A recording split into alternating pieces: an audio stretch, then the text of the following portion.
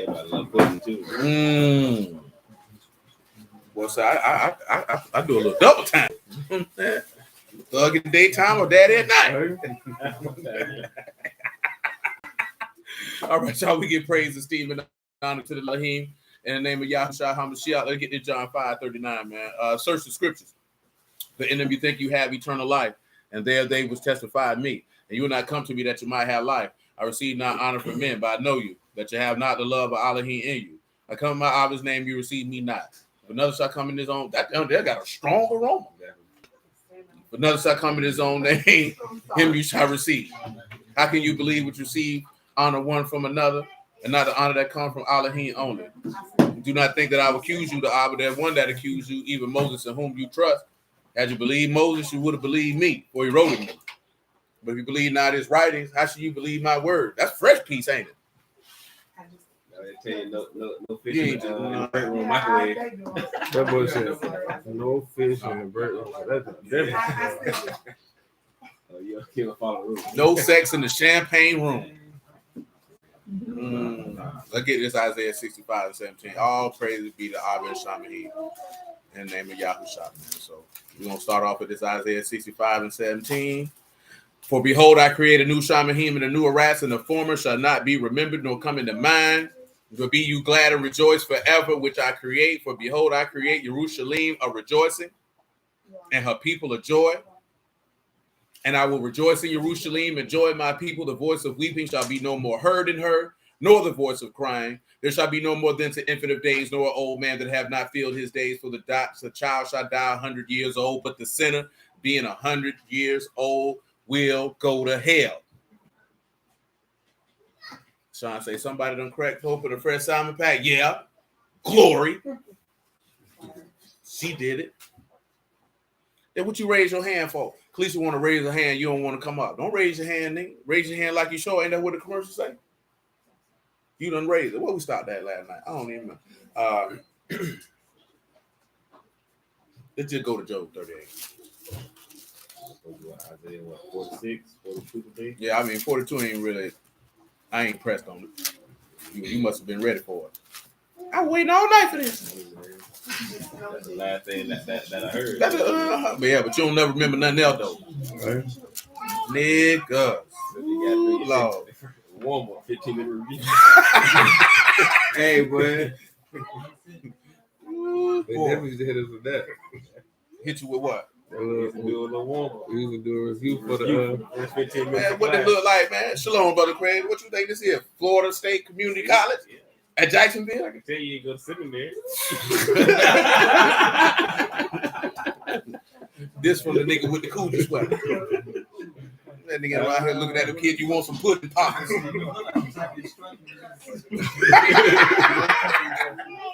Woo! Let's come over here, Job 38:25, man. I ain't fooling with y'all, boy, man.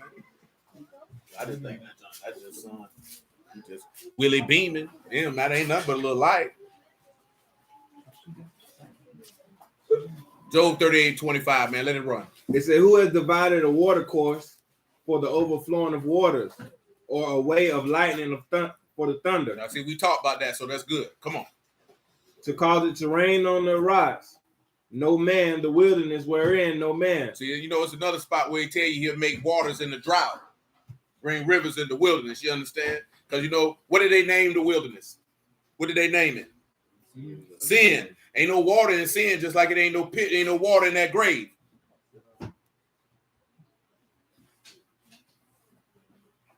It says to satisfy the desolate and waste, and to cause the bud of the tender herb to spring forth. We already talked about the tender herb spring. Say, man, he was in the bed asleep, farting and slobbing, man. He said, that's his bad. He just shook his head at you like, shoot, you don't be late for Mr. Bezos. Everybody love Mr. Bezos. You love Mr. Bezos? I know you love Mr. Bezos. It ain't even his products. I like his way of getting it to my That's the crazy part. Bezos ain't got no products. I like his way of getting it to the house. He get it to the house, though. That nigga don't sell nothing. He the middle man. I'm talking about Mr. Middle Man. I need a middle man like he middle man, and boy, that nigga middle man is good. Boy. That's the greatest middle man in the history of middle man. Do you understand me? For real, boy. No fair time. I'm talking about no fair time. Just walking around here goofy, mad because his wife was around here posturing with another man. You see that junkie got mad? Leo, his wife was looking at another man. Oh yeah, man. She was looking at Leonardo DiCaprio, man. That's nah. He got an old lady, man. That clam did a like did hit on him. He was upset. Don't get upset. Don't get upset. Shoot, that's what they say. You seen the picture of the stadium? Oh man, they were clowning. I Man. seen that. What they did? I seen that. They said it looked like a vagina. Shalom, bro. Yeah, that was a real render because they gonna put a roof on it. They put ain't even a full roof. It's not even like It's a little slit in the middle. But it's just like that in Dallas, though. There's a lot of stadiums that they got. Some of them be retractable. You know what I'm saying? But they say y'all want some shade, man. Let's get it. Verse 28. Listen to it. It says, "Have the reign of Father." Pause. Look at the question that he asked. Have the what? The reign of Father. Do the what? Have the reign of Father. Now give him reign by definition. That's Matar. Reign. We talked about that. Mean Ted and Ross. You give me what you got. Get the likes up on YouTube if you would. And for those of you, if you ain't been on here before, we only asked you to do that because it could allow the video to pop up and somebody's recommending the algorithm. That's all. Ain't nobody gonna ask you for no money. The Ruach is the covenant of the highest. The Ruach is the covenant of the highest. You got something, Thug Daddy? Daddy Thug? That's what they call him. Good, man. Yeah, because he got he got the daddy sweater, y'all. See, y'all can't see him. He got the daddy sweater and the dope boy t-shirt on. With the boxer chain on. So this lets you know what I'm saying? That boy out here in these streets, but he go home and he change diapers. Shalom, brother. You know what I'm saying? So he changed diapers, you know what I'm saying? Put the kid in the walker. How y'all be feeling when you hear dudes say they babysitting their baby? Because I always thought that was weird. How you babysit your own child? You know what I'm talking about? I just thought you would just say, I got my babies. You know what I'm talking about? So I'm babysitting. you get paid to watch your own baby? Oh, don't pay me no mind, y'all. I ain't right in the head. He said contained by the Ruach of the highest. That's what Quran got. He said he had a long day at Mr. Bezos yesterday. Oh, I know, man. Mr. Bezos gonna get the butter from the duck. Then he gonna kill the duck, wake him back up, and get some more butter. What you got your lip poked out for, son? Come over here and come talk to me. Don't make me ask you again. What you got your lip poked out for? Man, come on, man. You talk loud any other time. Don't talk like you mush mouth. What you got your lip poked out for? You want to keep it? So you don't want? Okay, cool. I'm gonna snatch it off for you. Face forward. Yeah, ain't nothing wrong with you. It says, "Have the reign of Father, or who have begotten the drops of dew." Pause. Listen to it now. Y'all ain't told me nothing. Have the reign of Father? How would you answer that? Has he begotten the drops of dew? How are you gonna answer that? Because somebody reading that right now, somebody done read that. I don't know what that means. What you gonna tell him? What you gonna tell him, King? You sitting at the grown man table, you got to help me out. What you gonna tell him, Glover? Michael? You sitting at the grown man table, you ain't gonna help me out? I know you can't help me out, Joseph. You can barely talk. No, what you shying away from? Well, let's take a look. Let's take a look. Have the reign of Father. Come over here and get me John 14 and 15, man. You came over here to work, or you came over here to be a daddy / gangster? Like sit courtside, but you know. That nigga just looks like how Michael be looking just then. With all jokes aside, one of you niggas got to take civic place. Now, which one of you niggas came to work? Or you can go back there with the rest of the children, niggas smell fart and throw up. That's what I want to know. It's sweet. You know what I'm talking about? You want to come in the back, don't want to work. I'm sick of it. John 14, 15. Yeah, no, I'm just messing with you. Yeah, we gonna you go ahead. We need to do something with yourself, man. John 14 and 15. If you love me, keep my commandments. Come on, man. The people in the back got to hear. You know how to project. If you love me, keep my commandments, and I will pray the Father, and he shall give unto you a comforter. That's right. That you may abide with you forever. Mm-hmm. even the spirit of truth. Even the who? The spirit of truth. All right. Whom the world cannot receive Mm-hmm. because it sees him not. They seeing what? Neither knows him, but ye know him. You know it. For he dwells with you. That's and right. shall be in you. And be what? In you. Mm. I will not leave you comfortless. You won't do what? Leave you comfortless. Why? I will come to you yet a little while, and the world seeth me no more. But ye see me because I live. You shall live also. That's good. Hey, do me a favor. Give me Genesis 1, man. That's a little different because that's just talking about the chastisement. The chastisement being the byproduct. Right now, we focusing on, we got to rationalize. He said, does the rain have a father? So, of course, we talked about rain the other day, and that's the Ruach. So, does the Ruach have a father? Now, this is not saying that the Ruach is a created being, but does the rain have a father? Because we talked about, he said he'll cause the showers to rain upon the ground to bring forth the tender herb. Do you recall? Gloria, she don't know. Doris don't know. That's why she turning her head. You be turning your head like when a man be looking at you on the train and you don't want to make eye contact. That's interesting. If she stop looking, if I look over there, he gonna think I like it. But give me Genesis 1, man. Give me 1 and 1, and then go to. You could go to probably about till you get to the evening and the morning and the first day, and then you could go down to verse 26 right after the Genesis 1 and 1, or wherever you read down. Come on. It said, in the beginning, Elohim created Shamahim and the rocks were without form and void, and darkness was upon the face of the deep. Uh-huh. The Ruach of Elohim moved upon the face of the waters. It says the Ruach of Elohim. What it moved on? The face of the waters. The panim of the mayim. Ain't that what it say? Mm-hmm. Come on. And Elohim said, let there be light, and there was light. And there was what? There was light. Go ahead. And Elohim saw the light, that it was good. And Elohim divided the light from the darkness. The only reason why I'm focusing in on that, because who sent this Ruach to do this? Elohim did. Now go to verse 26. It says, and Elohim said, let us make man in our image, after our likeness, and let them have dominion over the fish of the sea, over the fowl of the air, over the cattle, over all the rocks, and over every creeping thing that creepeth upon the rock. So Elohim created man in his own image. He may create a man in his what? In his own image. Created him in his what? In his image. All right. In the image of Elohim created he him. Who can tell me the law where you can see the rain having a father? Because it's in there. Based off what you just heard. I'm trying to help you out. Genesis 8 was Moses. I'm not gonna say with a lie.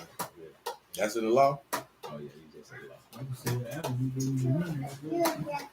You sure about that? Any of y'all on YouTube or Clubhouse want to take a swing at it? Hey, stop playing and pay attention before I make your life cease. Matter of fact, come on, man. I'll make sure you don't get on the lawnmower. You're gonna have to push the mower. You don't like to push mower, do you? Oh, you do? It's hard. I do. You like to push more? Go I ahead. said I would love to. I didn't know how to do my. Michael. Say Genesis 2 and 6. What you got, Glory? That's what Corona said. I was honestly thinking about it. 2 and 5 when he was like he called him out. No, ma'am. You say Genesis 2 and 9. Genesis 5 and 1, please, sir.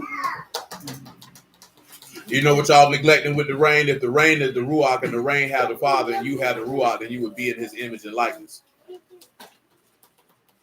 Genesis 5 and 1, listen to it. Because the rain had a father, Adam was born and created of the Ruach, and then he has a son who is in his image and in his likeness. Genesis 5 and 1. After that, sir, give me Romans 8 and 28. It say this is the book of the generations of Adam in the day that Elohim created man in the likeness. What Hebrew word is there for generations? What's the Hebrew word for generations there? Toledah. Toledah. That is descendancy and role. Because remember, we still got to talk about who? Melchizedek. Because Melchizedek was without what? Generation. Father, mother, and without descent. For those of you who haven't heard that yet, without father meaning there's no record of a father in his genealogy. Without mother meaning there's no record that he was born of a woman. Without descent is there's no genealogical record for him. So when you look at this here right as forth as it pertains to Mashiach, When Mashiach resurrected from the dead, he was without father and mother, and there is no genealogical record for him.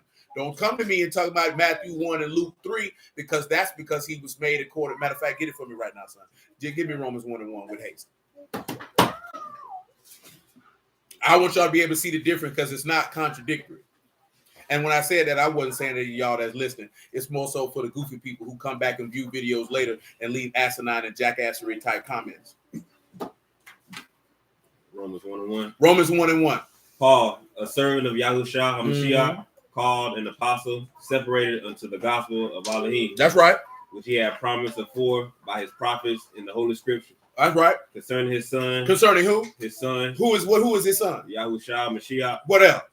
Our master, which was made of the seed of David. Which was made of the seed of what? Of the seed of David. According to what? According to the flesh. According to the Ruach. According to the flesh. According to the will of man. According to the flesh. Now do me one favor, good sir. Give me John 1 and 12. Stay where you at. It says, but as many as received him, to them he gave to become the power to become the sons of Elohim, to them that believe on his name. That's right, Quran. To those that what? Believe on his name. And they've declared to be sons not by what? Listen to it. Read it. It say, which were born not of blood. Not of what? Not of blood. Not of what? Not of blood. Not by what else? Nor by the will of the flesh. So it wasn't no will of no man, nor is there any blood. And not by what else? Nor by the will of man, but of Elohim. But by who? But by Elohim. Let me tell y'all something real, man, just so you can know this here, right? When you get born of God, and we talk about going in that new heaven and new earth, none of you will be just like the son of Adam, the son of Elohim and Melchizedek, because you'll be without father and mother and without descent. You know what I'm talking about? Ain't gonna be no genealogical record for any of you. Yeah, you have a genealogy in heaven. You know what I'm talking about? But you ain't gonna have no. If you born of Elohim, who is your daddy? If you born of Elohim, who is your mama? What genealogy we gonna start from? Who you descend from? Do you see how that? You see how that works? They don't want to hear that. Nobody don't want to hear that. You know what I'm saying? They say he talking crazy. He making stuff up. Quran just said he was the son of man in the genealogy, but raised as the son of Elohim with no earthly descendancy. Indeed, because again, when we look at Matthew 1, answer this here for me. Matthew 1, who is those genealogies about? To David and whom else? Abraham. And Abraham. So that ties you to the Abrahamic, as some people like to say, in the Davidic covenant. But we just gonna see what he swore to Abraham and David. Look, Johnny, what did he swear to Abraham? Be the father of many nations. What else did he swear to Abraham? A land. What else did he swear to Abraham? A son. And there it is. What did he swear to David, Lil Johnny? That the kingdom, somebody from his loins will always be the king. Basically. Correct. So when we go to Luke chapter 3, what is that? What is that genealogy to? Who was Luke 3 descendancy for? What is the purpose of that descendancy? Adam. And what is the purpose of having a descendancy to Adam? For the reversal of death, and to bring back what the Garden of Eden was intended to be from the jump street, which is what New Jerusalem will be. A place of everlasting righteousness with no sin and no death. That's what a lot of brothers don't realize when they look at the Garden of Eden. The Garden of Eden is supposed to be what the matter of fact, get it for me, sir. Give me Revelation 2 and 7 with haste. That's right. To bring back is banished. You were banished from the kingdom, from the Garden of Eden. What you put out? With flaming swords. Revelation 2 and 7. Revelation 2 and 7.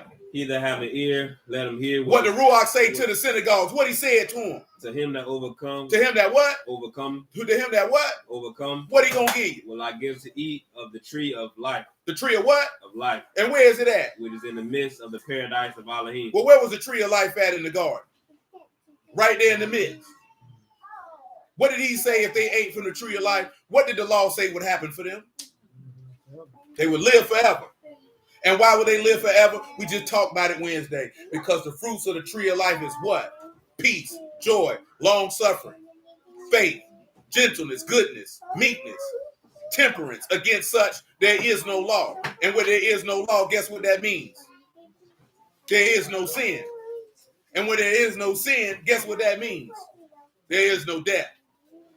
See, a lot of dudes look at, well, there is no law, it ain't sin. They don't know what that means. Where there is no law, that means their sin isn't present. And wherever sin isn't present, eternal life is present. Not that, well, if it ain't no law for it, it ain't no sin. Sit your silly behind down somewhere. Stop letting people make a fool out of you. To justify, oh, they don't say you can't smoke crack, so it ain't no sin. But see, now you got people who say that it ain't no sin. I just had a conversation, see some of the buried bed undefiled. Baby, nah, that's not what that means. That don't mean you can play with your husband booty hole. That don't mean y'all can do all that freaking. That's not what that means. That means if you married, your bed is not defiled. That's what that means. You know how you should know that even without doing any deep diving and deep researching? It means because he says marriage is honorable before all, but adulterers and whoremongers, Elohim will judge. But the marriage bed undefiled. So he letting you know, I don't fool with adulterers and whoremongers. Anybody who's participating in that activity and they participated, that bed that they laying on is defiled. But anybody who is married, that bed is undefiled because they married, because marriage is honorable to Elohim. What you confused on, Mother Sharon? You understand what I mean? Get it for him, man. Hold on. What I got you hold? You finish it, John. One, I'm good. Revelation, and I got Romans. He finished Revelation 2 and 7. Give me Hebrews 13, and you can start at verse 1. Oh, why did he keep the flaming sword to keep him out? I'm glad she just probably didn't remember. We went over that. We'll get to that in a moment, Mother Sharon. Yes, ma'am. So we don't need that. That's not what she was confused about. So we good. Come back to Romans 1 and 1. And you finished John. What you have for that? Genesis 5. That's right. We'll deal with Genesis 5. He got this Romans 1. We'll get to what Mother Sharona asked, and we'll knock it out the box, Rick. Got your fresh cut? Go back to school, didn't you? Verse 4. Oh, man. Nah, give me 3. Romans 1 and 3. Concerning his son, Yahushua, Mashiach, That's right. Our master, which was made of the seed of David. Made of the seed of who? Of David. According to what? According to the flesh. But declared? And declared to be the son of Elohim with power. With what? With power. With what? With power. And by the resurrection? According to the spirit of holiness, by the resurrection from the dead. So he's declared to be the son of Elohim by the Ruach HaKodesh and the resurrection of the dead. So there's no genealogy with him. Remember, we talked about this with Adam. There's no genealogy with Adam. It's forth as a father and mother. It's forth as a natural father and mother. Because the reason how we know that, when we go to 1 Chronicles 1 and 1, who begins that genealogical descent? Adam. He the first one. He ain't got no father and a mother. Now, he got a descent. You know what I'm talking about? But everybody descends from him. It's the same token of how to be in New Jerusalem. Yeah, we got a descent, but we descend from the second Adam, who descends from the Father. You know what I'm talking about? But it's not a genealogical record, if you would. Now, of course, we have an understanding to know that the Shamahim is representative of the Book of Life, and every star that you see in heaven is representative of a name written in the Book of Life, which is representative of a genealogical role. You understand? But we will still be without father and mother, because didn't it just say you born of God? If you born of God, on the natural tip, who is your mama? Who is your daddy? Nobody. Because everybody has to enter into Shamahim under the same framework that is in Shamahim. You understand? Let me finish this Genesis 5 and 1, man. And then I'll get to what Mother Sharona add about.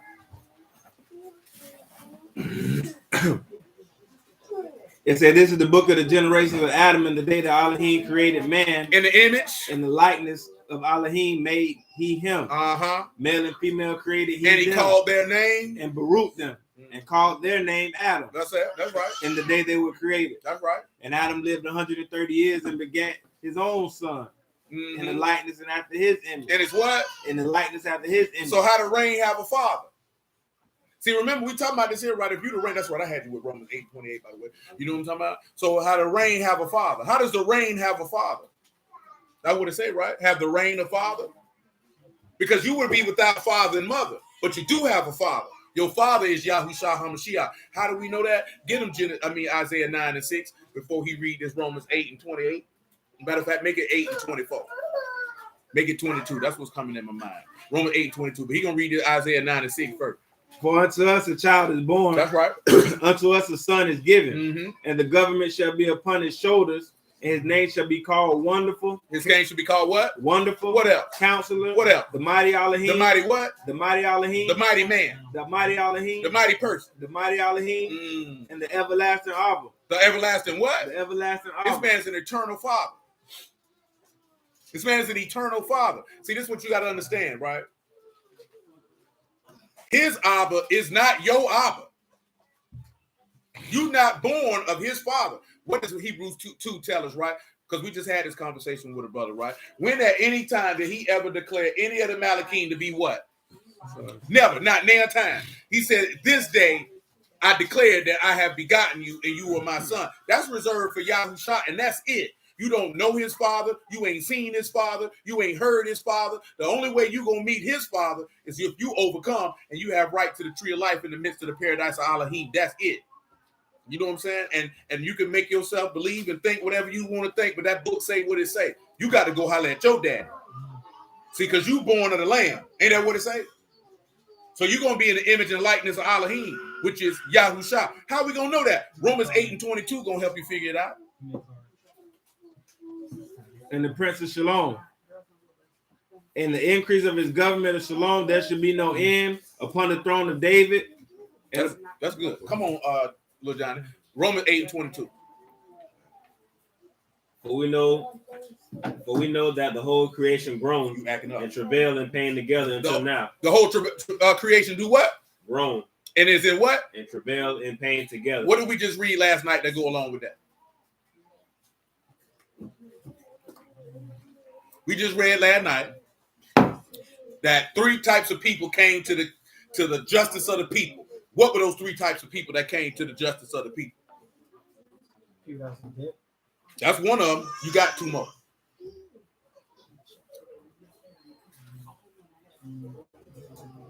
You had 3 types of people that went with David into the cave of Adullam, which means the justice for the people. Debt is one of them. You got 2 more. Well, who? Distress. You had people that was in distress, and you had one more. It were people who were discontented. That's bitterness and pain. He said the whole creation is groaning, even till now. Read it again. But we know that the whole creation groaneth and travaileth in pain together until now. Don't you realize that when Yahushua was on that state groaning and in pain, that was representative of the groaning and pain of all men? Now let me show you another spot where you can see it, man. Give me Isaiah 26 and about verse 11. Isaiah 26 and 11. It says, Yahuwah, thy hand is lifted up, they will not see. They shall see and be ashamed for envy at the people. Yea, the fire of my enemy shall devour them. Yahuwah, thou will ordain shalom for us. That's right. For thou also hast wrought all our works in us. Yahuwah Elohim,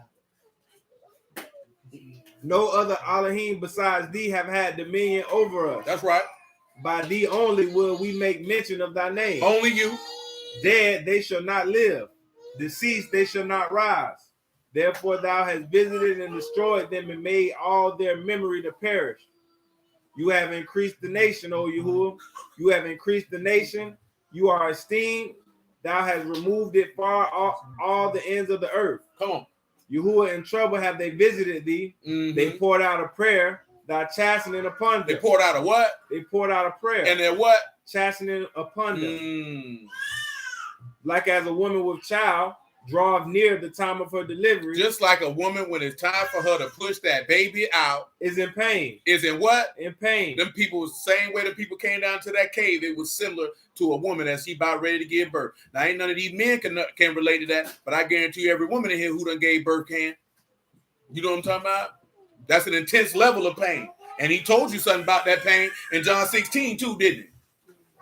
We'll look at it in a minute. Come on with it. Crieth out in her pain. Crieth out in her what? Her pain. Don't you understand? He say the whole creation grown is in pain even till now. That's the same pain he was on in the state. Oh, shalom, Sister Rose. Think about that.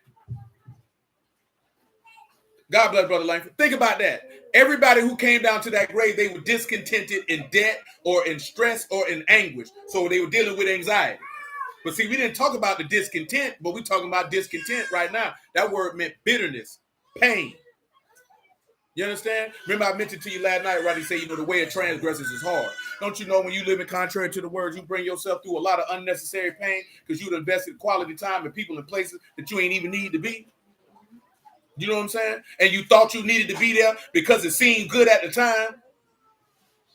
But see, this is the thing you got to ask yourself. How do you get an opportunity at everlasting salvation and you still invested in quality time in spaces and places and people that you don't even need to be? I don't give a damn how long you know. You know what I'm talking about? I don't care what type of kinship you got with him. You're going to go to hell with him, not because you're dealing with him, but because you still investing too much in the places you ain't got to invest yourself.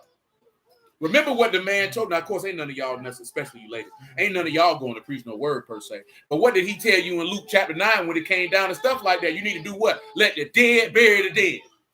You know what I'm talking about? So you got a lot of people get upset. Grandma died. You ain't coming to the funeral? No, I ain't coming. But you ain't come. Which is funny to me in these last recent years that black folks don't seem to have funerals on Saturday like they used to. I know the niggas having funerals on Wednesdays, Fridays, Tuesdays, all manner of days of the week. But my homeboy definitely got buried on a Wednesday. I didn't know. We're in our church on I found Saturday. out on my pass. I said, I ain't going on Saturday. I found out it was cheap on Friday. I had no idea. Obviously, I ain't had to plan one. Well, that explains a lot. No. I mean, the cheaper. No, it's cheap about 1,000. I can believe it. Because I'm already knowing these church. That's how you know this junk sour and evil is all outdoors, right? Because let's just say your grandma was a member of that church. Why is you charging a member to have service to bury them? Now, you already know word why. You ain't supposed to have no dead body in no house of worship to begin with. Quran say, yeah, sure. Y'all had give you some strength, man. Quran say his mom going back to the dust on Thursday. You know what I'm saying? I ain't never understood that one there, man. You know what I'm saying? Have a dead body in the church. We got to come in here and worship after this. Oh, no, man. You can go to anybody's funeral. You know what I'm saying? Especially if you don't preach. You know what I'm saying? Now, I'll tell you this here because this is real life thing that's happened when my daddy died, right? If you preach the word according to the law, it's only a select few people you can make yourself unclean for. And it has to be your direct family members. See, your auntie is not a direct family member. Your cousins are not direct family members. Your uncles, grandparents, they're not direct family members. Your direct family members are only considered to be mother, father, sister, brother, wife, children. That's it. You know what I'm saying? They're the only people that a man who, meaning that, okay, if you had to defile yourself by their body, you know what I'm saying? Okay, that's cool. You can't preach. You know what I'm saying? Like they had my daddy wake on a Wednesday. You know what I'm talking about? I said, no, I can't come. I got to preach that night because it was in the summertime. I wasn't going to be able to be clean before I had to preach. I ain't coming. Plus, I'm not finna sit in no room with no dead body anyway. And I was like that before the word. I'm just good on that. I just don't want to sit in no room and everybody just sitting here looking at a casket. Yeah, I'm good on that. Now they did move the funeral so that I could come and it wasn't on the Sabbath. You know what I'm saying? Because I told my brother them, no, if it's on the Sabbath, bro, I ain't coming. Because if I got a choice to come to a funeral or preach the word, I'm gonna take the word for 5,000, Alex. I ain't coming. You know what I'm saying? And my daddy knew I wasn't coming, and he was cool with that. Of course, he would have been, I would have liked you. You know what I'm talking about? But he already knows, son. You stand on what you stand on. You got to do what you got to do. Because that's just what type of man he was. As a man, he believed that and he imparted that in our brain. That as a man, whatever it is you stand on that. And you don't compromise that for no one. I don't care who it is. You know what I'm saying? And as a man, you have to know and understand that. You know what I'm saying? You can't compromise what you stand for to appease other people. You can't do it. You know what I'm saying? Because you know what happens the first time you do that, ain't nobody respecting what you talk about after that. You know what I'm saying? See, this is what a lot of brothers don't be knowing too, man. And they be wondering, like, man, my wife, she treat me like this, she do me like that. Cause, whole nigga, you were compromising the word long before she married you. She know you don't take the word seriously. She don't take you seriously. So she like, no, I ain't listening to you. You don't really believe this for real. She already know this. See, one of the biggest mistakes a lot of dudes make is they think a lot of women stupid. See, we were talking about this last night. You wasn't in that, man. Tia had played this video of the West Oakland Bible pimp. Junk was hilarious. But you know, West Coast and you know with that pimping, that's different. See, we don't come from a city where there's really pimping. You know what I'm saying? Oakland and San Francisco, it's real pimps there. I ain't talking about this goofy stuff you hear like 50 talking about I'm a pimp. I'm talking about men who got women on the track selling vagina. That's a different type of life. That's a different type of interaction. If you ain't never seen it or nothing like that, it's not the same. I ain't talking about pimping crackheads. I'm talking about real prostitutes. You know what I'm saying? And like, of course, a lot of them, they were from Chicago. So when you, as a young woman, if you in a city like that, where women like that going down, you get hip to a lot of different type of game. You know what I'm saying? And you know how to run the game to get a, you know what I'm saying, get a trick out of change. So that's a little different. But they was reading Bible verses. But she had played like 6 minutes in, but Buddy wasn't really no pimp, like using word to manipulate women. He was trying to teach dudes because he was mixing everything. This dude was mixing Egyptian, Islam, the word, you know what I'm saying? Talking real fast, it sound real good the whole time. He lying. You know what I'm saying? And you have to be careful with that because people throw verses at you the whole time, they be lying. Don't be really no godliness in what they talking about. You know what I'm saying? Just being for real. And then I didn't get a chance to listen, but the dude was hilarious because people was like, oh, he's so spiritual, he's so great, he's so this, he's so that. This dude's a false prophet and a blasphemer.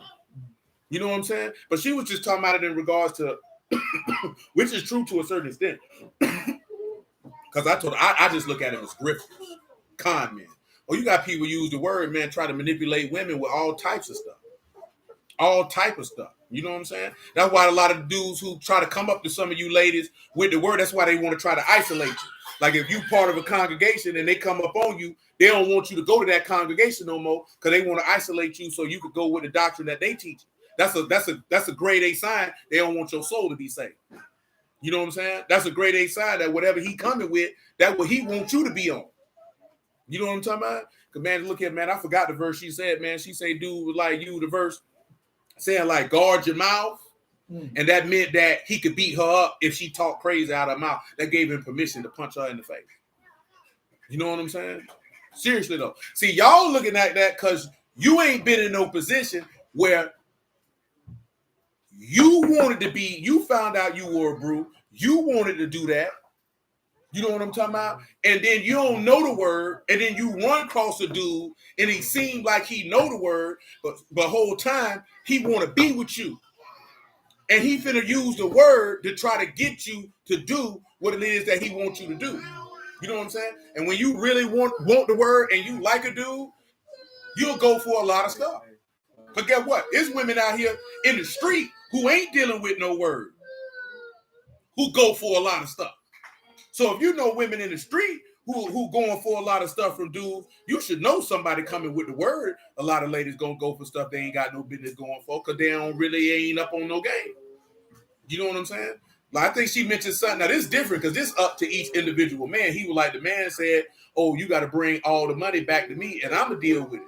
I mean, if that's how a man want to run his house, I ain't got nothing to say about that. That's not any unrighteousness. That's just his prerogative. Because you got some women that feel like I could make $70,000, $80,000 a year, and you pay all the bills, and you don't touch none of my money. See, that wouldn't work for me. This got to go for the family. You ain't finna be getting $60,000, $70,000 a year, and I pay all the bills. Absolute, because he do just crying about that. Her money, you don't need. How you marry a woman you ain't had no conversation with about, nah, baby, you ain't finna be making that kind of money, and that don't go in no pot for everybody. And I'm paying for everything. That mean I'm a dog. You know what I'm talking about? That mean I'm a dog. You just sitting back stacking lovely. You know what I'm talking about? And I'm paying for everything, and you looking at me like, what we gonna do? Oh no! This is what we gonna do. We gonna catch Yeah. I don't know what you're gonna do. I mean, but that's up to that man though. See, this is the thing as a man, what you got to do: be honest up front on what it is, and give that woman a choice if she want to rock with that. You know what I'm saying? Don't try to spring it on her later. Let her know what it is, and if she don't want to rock with that, that's fine. And don't be like one of these goofy dudes out here want to talk bad about her, talking about she unsubmissive and she masculine because she don't want to go for that for whatever you got going on. That just means she ain't the woman for you, man. I ain't never seen this personally, but I know it's dudes that do that. You a real goofy if you do. You know what I'm saying? You're a real buster. That don't mean that woman nothing. That just mean that don't work for her. That's what they tell. I done seen dudes say this one here. See, that sister wicked because she don't want to share a man. No, she just don't want to share a man. That don't make her anything. You know what I'm saying? She don't want to be in a polygynous relationship. She ain't got to be. And the fact that you trying to shame and belittle her to do it means that you must not be the man that you think you is. Because if you was that dude, you know what I'm talking about? Like that you could maintain a couple chicks and she ain't want to get down with what you were going on, you be like, well, shoot, baby. Shoot, make it light on yourself. You know what I'm saying? That's a loss to you. And you're going to keep it moving. You got to come up, you masculine, wicked woman. Oh, this nigga's a buster. That buster talk, baby. That buster talk. You know what I'm saying? Oh, what you mean, Sister Rose? That buster talk. Don't go for that. You know what I'm saying? Don't go for that. See, y'all ain't got to worry about that. All y'all in here married. Get door about another 6 months. You know what I'm talking about? She told me, oh, I wasn't mad. You know what I'm saying? And I'm just saying that for those that watch it. All these women in here married. Shalom, good sir. You know what I'm saying? Oh no, we live streaming. Whatever the name you see on, that's the name of our congregation, the name of the channel, Sister Rose. Come on now, Ruthie. Ruthie. Baby Ruthie. Not Ruthie. That boy, you wasn't dropping him in college, was you? Sprinkle me, baby. Sprinkle me, man. You need to do that. Niggas never popping off though. Oh, I know they were. But yeah, man, y'all sisters be careful with that, man. Don't be falling for that. You know what I'm saying? Don't be going for that, man. You run across these dudes, man. You part of the congregation, that man got a problem with. If you been part of the congregation getting taught and a dude want to talk to you, and he like, nah, you need to learn from me. But you know you've been around there and you heard the voice of God from whoever was teaching you, and he don't want to go holler at that man, you don't mess with that nigga, man. And I don't care what none of these Hebrew niggas out here talking about. You be a special type of fool. Because guess what? Anybody who over a congregation would look at every woman, regardless of her age, as if that was his own daughter. And what type of man would want his daughter to deal with a dude and he ain't never seen the dude? You know what I'm talking about? And the dude coming around, you talking about, yeah, daddy, he don't want to meet you. He told me I just got to go over here with you. The lies you tell, take your funky behind around there if you want to. No, we don't do that over here. I don't know where they do that at. That ain't right before God. It is good job. Come on, man. What you holding? Oh, Isaiah. We're good in Isaiah. Give me that Romans 8, man. Give me 22 one more time. I had looked up that week when you were talking. They were saying that that's like an Irish tradition. It is. Where they stay up all night. Yeah, that's why they call it a wake, because they're trying to stay woke. In the house with the body. With the house with the body. I ain't know that. Remember, we talked about that a long time ago. If y'all didn't hear, the concept of going to a wake is an Irish tradition, where they would sit up all night in a room with a dead body. That's why they call it a wake, because you're trying to stay awake with the dead. You know, to be funny, you trying to stay up awake with the dead nigga. How about the cat? What's going on? I'm woke too. I'm running. Cause boy, if ain't nobody, ain't no man of God came in there and say, Abba raised him from the dead in the name of you, I'm going, boy. Cause ain't nothing righteous going on in here. Oh, to sit in there with to try to sit in there with the spirits of the dead. But that's what they were saying. They were saying that's the period for them to try to do something to bring it back to life. If the body don't come back alive during the wake, then they dead. They did. That mean they made it to them. They made it to the other side. Yeah. It don't make sense. Niggas sleep. Mother Sharona said that happened to her mom when she was a Wake them child. up. Come on, we up with you. Come Yeah, on. that's why they call it a wake. We trying to arouse you. Yeah. We up so you can get up. Come back.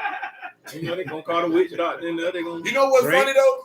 I think black people are the only people in America that have wakes. I don't even know if white people have viewings. Is it Catholic?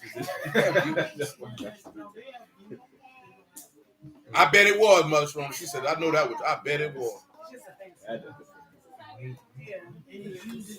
I know it's the same thing, but they don't call it a wake. They call it a viewing. We're having a viewing. They say the Mexicans do it bad. They say the Mexicans, they go all out for it. Yeah, you feel me? They rocking out like that. All jokes aside, every culture do it. But I know this here. When I die, you niggas sitting in there with my dead body. I hope that he wake me up so I can tell every one of you niggas get your stupid behind up out of here. I was about to say. Straight up. Get your butt behind out here. Wait for my body. You know you ain't supposed to be in here. What is you doing? What's wrong with you?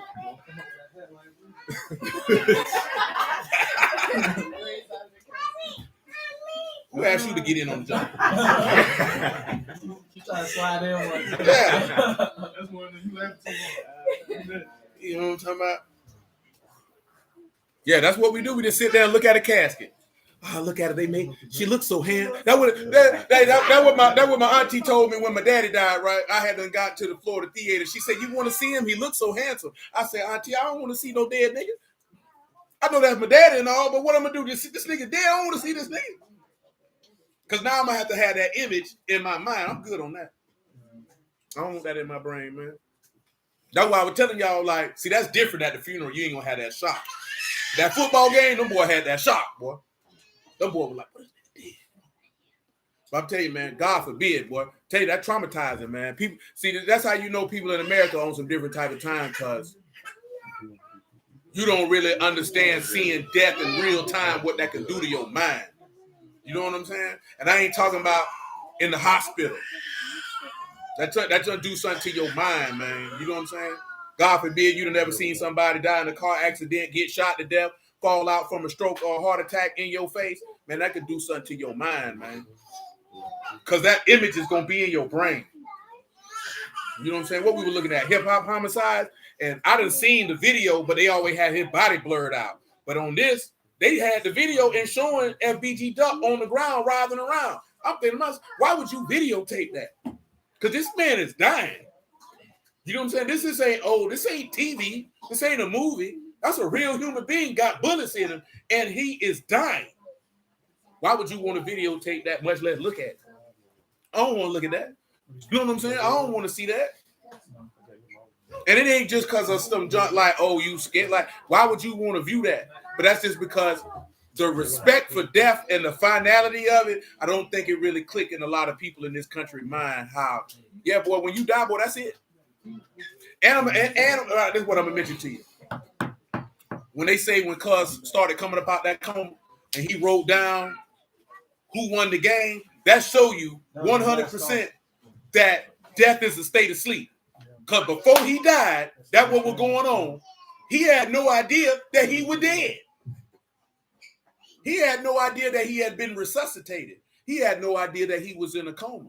So when he died, the last thought he had was the game. You know what I'm saying? And believe you me, when that day of resurrection comes, boy, the last thought in your mind, it's gonna be whatever was in your brain when you gonna be wondering what's going on. You know how you be when you wake up out your sleep. What's going on? Yeah, that's how it's going. Especially you go out doing something wrong. Doing something wrong. Old Kevin Samuels. Yeah, Kevin Samuels gonna wake up. He gonna think about that woman in the house. Yeah, he went right back to his last thought. Cause what the book tell you, your thoughts perish. That's what the book tell you. That's how you know that it's just because he had no idea. But when you die, you don't. Well, it's over with, and your brain stops. See, I told you, right? It ain't nothing to fear. It's the thought of you don't know what it's like to not have thoughts. You know what I'm talking about? Because you're gonna be asleep with no thoughts. Well, I think, like I said, if your mind stays on your hood, and that's how you go out. Guess what? Guess what? That's why I say y'all have mercy on his soul. That's how Brother Goldie went out. That's how he went out, literally. I'm not just saying that. That's how he went out. He died on the deathbed listening to the word.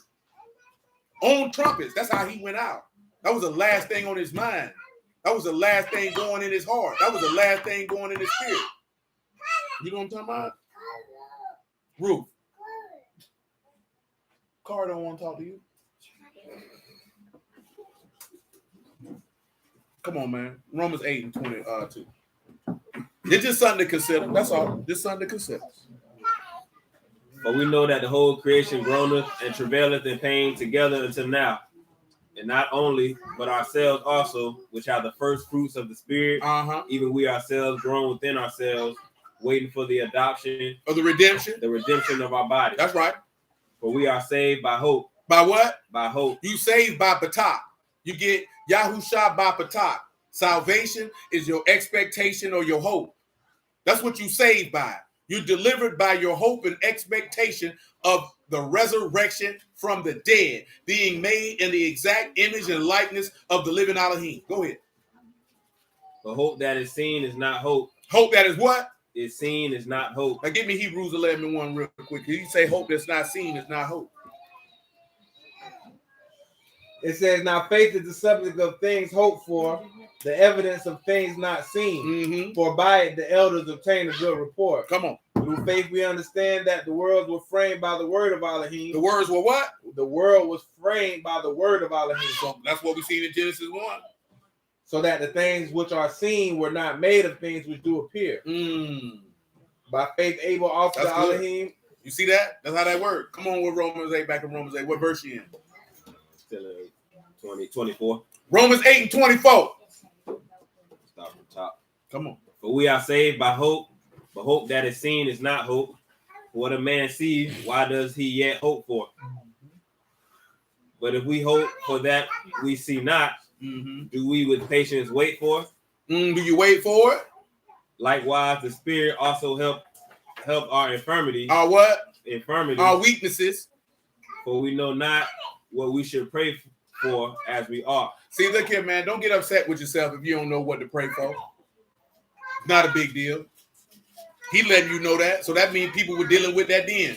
I'm just telling you that because I know people be getting on themselves. I was just with the brothers on their Bible study on Zoom. I tell you, you know how sometimes you might have thoughts in your brain. Oh, you ain't nothing but a sinner. You ain't nothing but this here. You ain't nothing but that there. You ain't that. See, that don't come from you. That come from the devil. Now, y'all already know that. I done told y'all this for many years. You know what I'm saying? But that persuasion don't come from him. You know what I'm saying? See, all that stuff to get down on yourself that you ain't this and you ain't that. Come on, man. Yahuwah don't operate like that. He ain't finna belittle you and make yourself feel like you worthless. You doing that. You know, a lot of people will tell you that you belittling them and making them feel worthless because that's how they feel about themselves when you pulling their coattail that they need to tighten up. See, there's a difference when you look at somebody like, you know, John, you ain't never going to be nothing. Just like your dad. You know what I'm saying? See, that type of stuff, that replays in somebody's mind. See, that's what I told you, right? My grandma died when I was young. But one thing I do remember, and I done told y'all this several times, don't never call a child bad. You know what I'm talking about? Just say they misbehaving. Most of the time, most of them ain't even misbehaving. They're really just throwing tantrums or exploring because they can't have their way. But what you got to understand is what you speak to that child is what will replay in their mind about how they see and view themselves. See, we'll sit back and we'll scream life and death is in the power of the tongue, but then you don't really understand that you plant the seeds of the confidence or lack thereof in a child based on how you speak to them. You know what I'm saying? Now, you know I ain't no proponent of doing all that extra yelling, screaming, name calling, none of that with no child, because that's going to be in his brain when he get grown. If you tell somebody they bad for 15 years, how you think he going to view himself when he get grown? You know what I'm talking about? You walk around telling a little girl you're fast behind self. Man, that girl can't be fast at 6 years old. And if she acting like that, you need to make sure ain't nobody touched her. But you know, black folks don't like to talk about stuff like that. We don't like to. Look here, man. I tell you right now, boy, you see your children acting abnormal, you need to pause and ask certain type of questions to make sure they good. Because you supposed to know your turn, and you supposed to know him well enough to know, oh, that's not something, he don't act like that. Come here, son, let me see what's wrong with you. Come here, baby, what's wrong with you? What's going on? You got to do that. That's your job.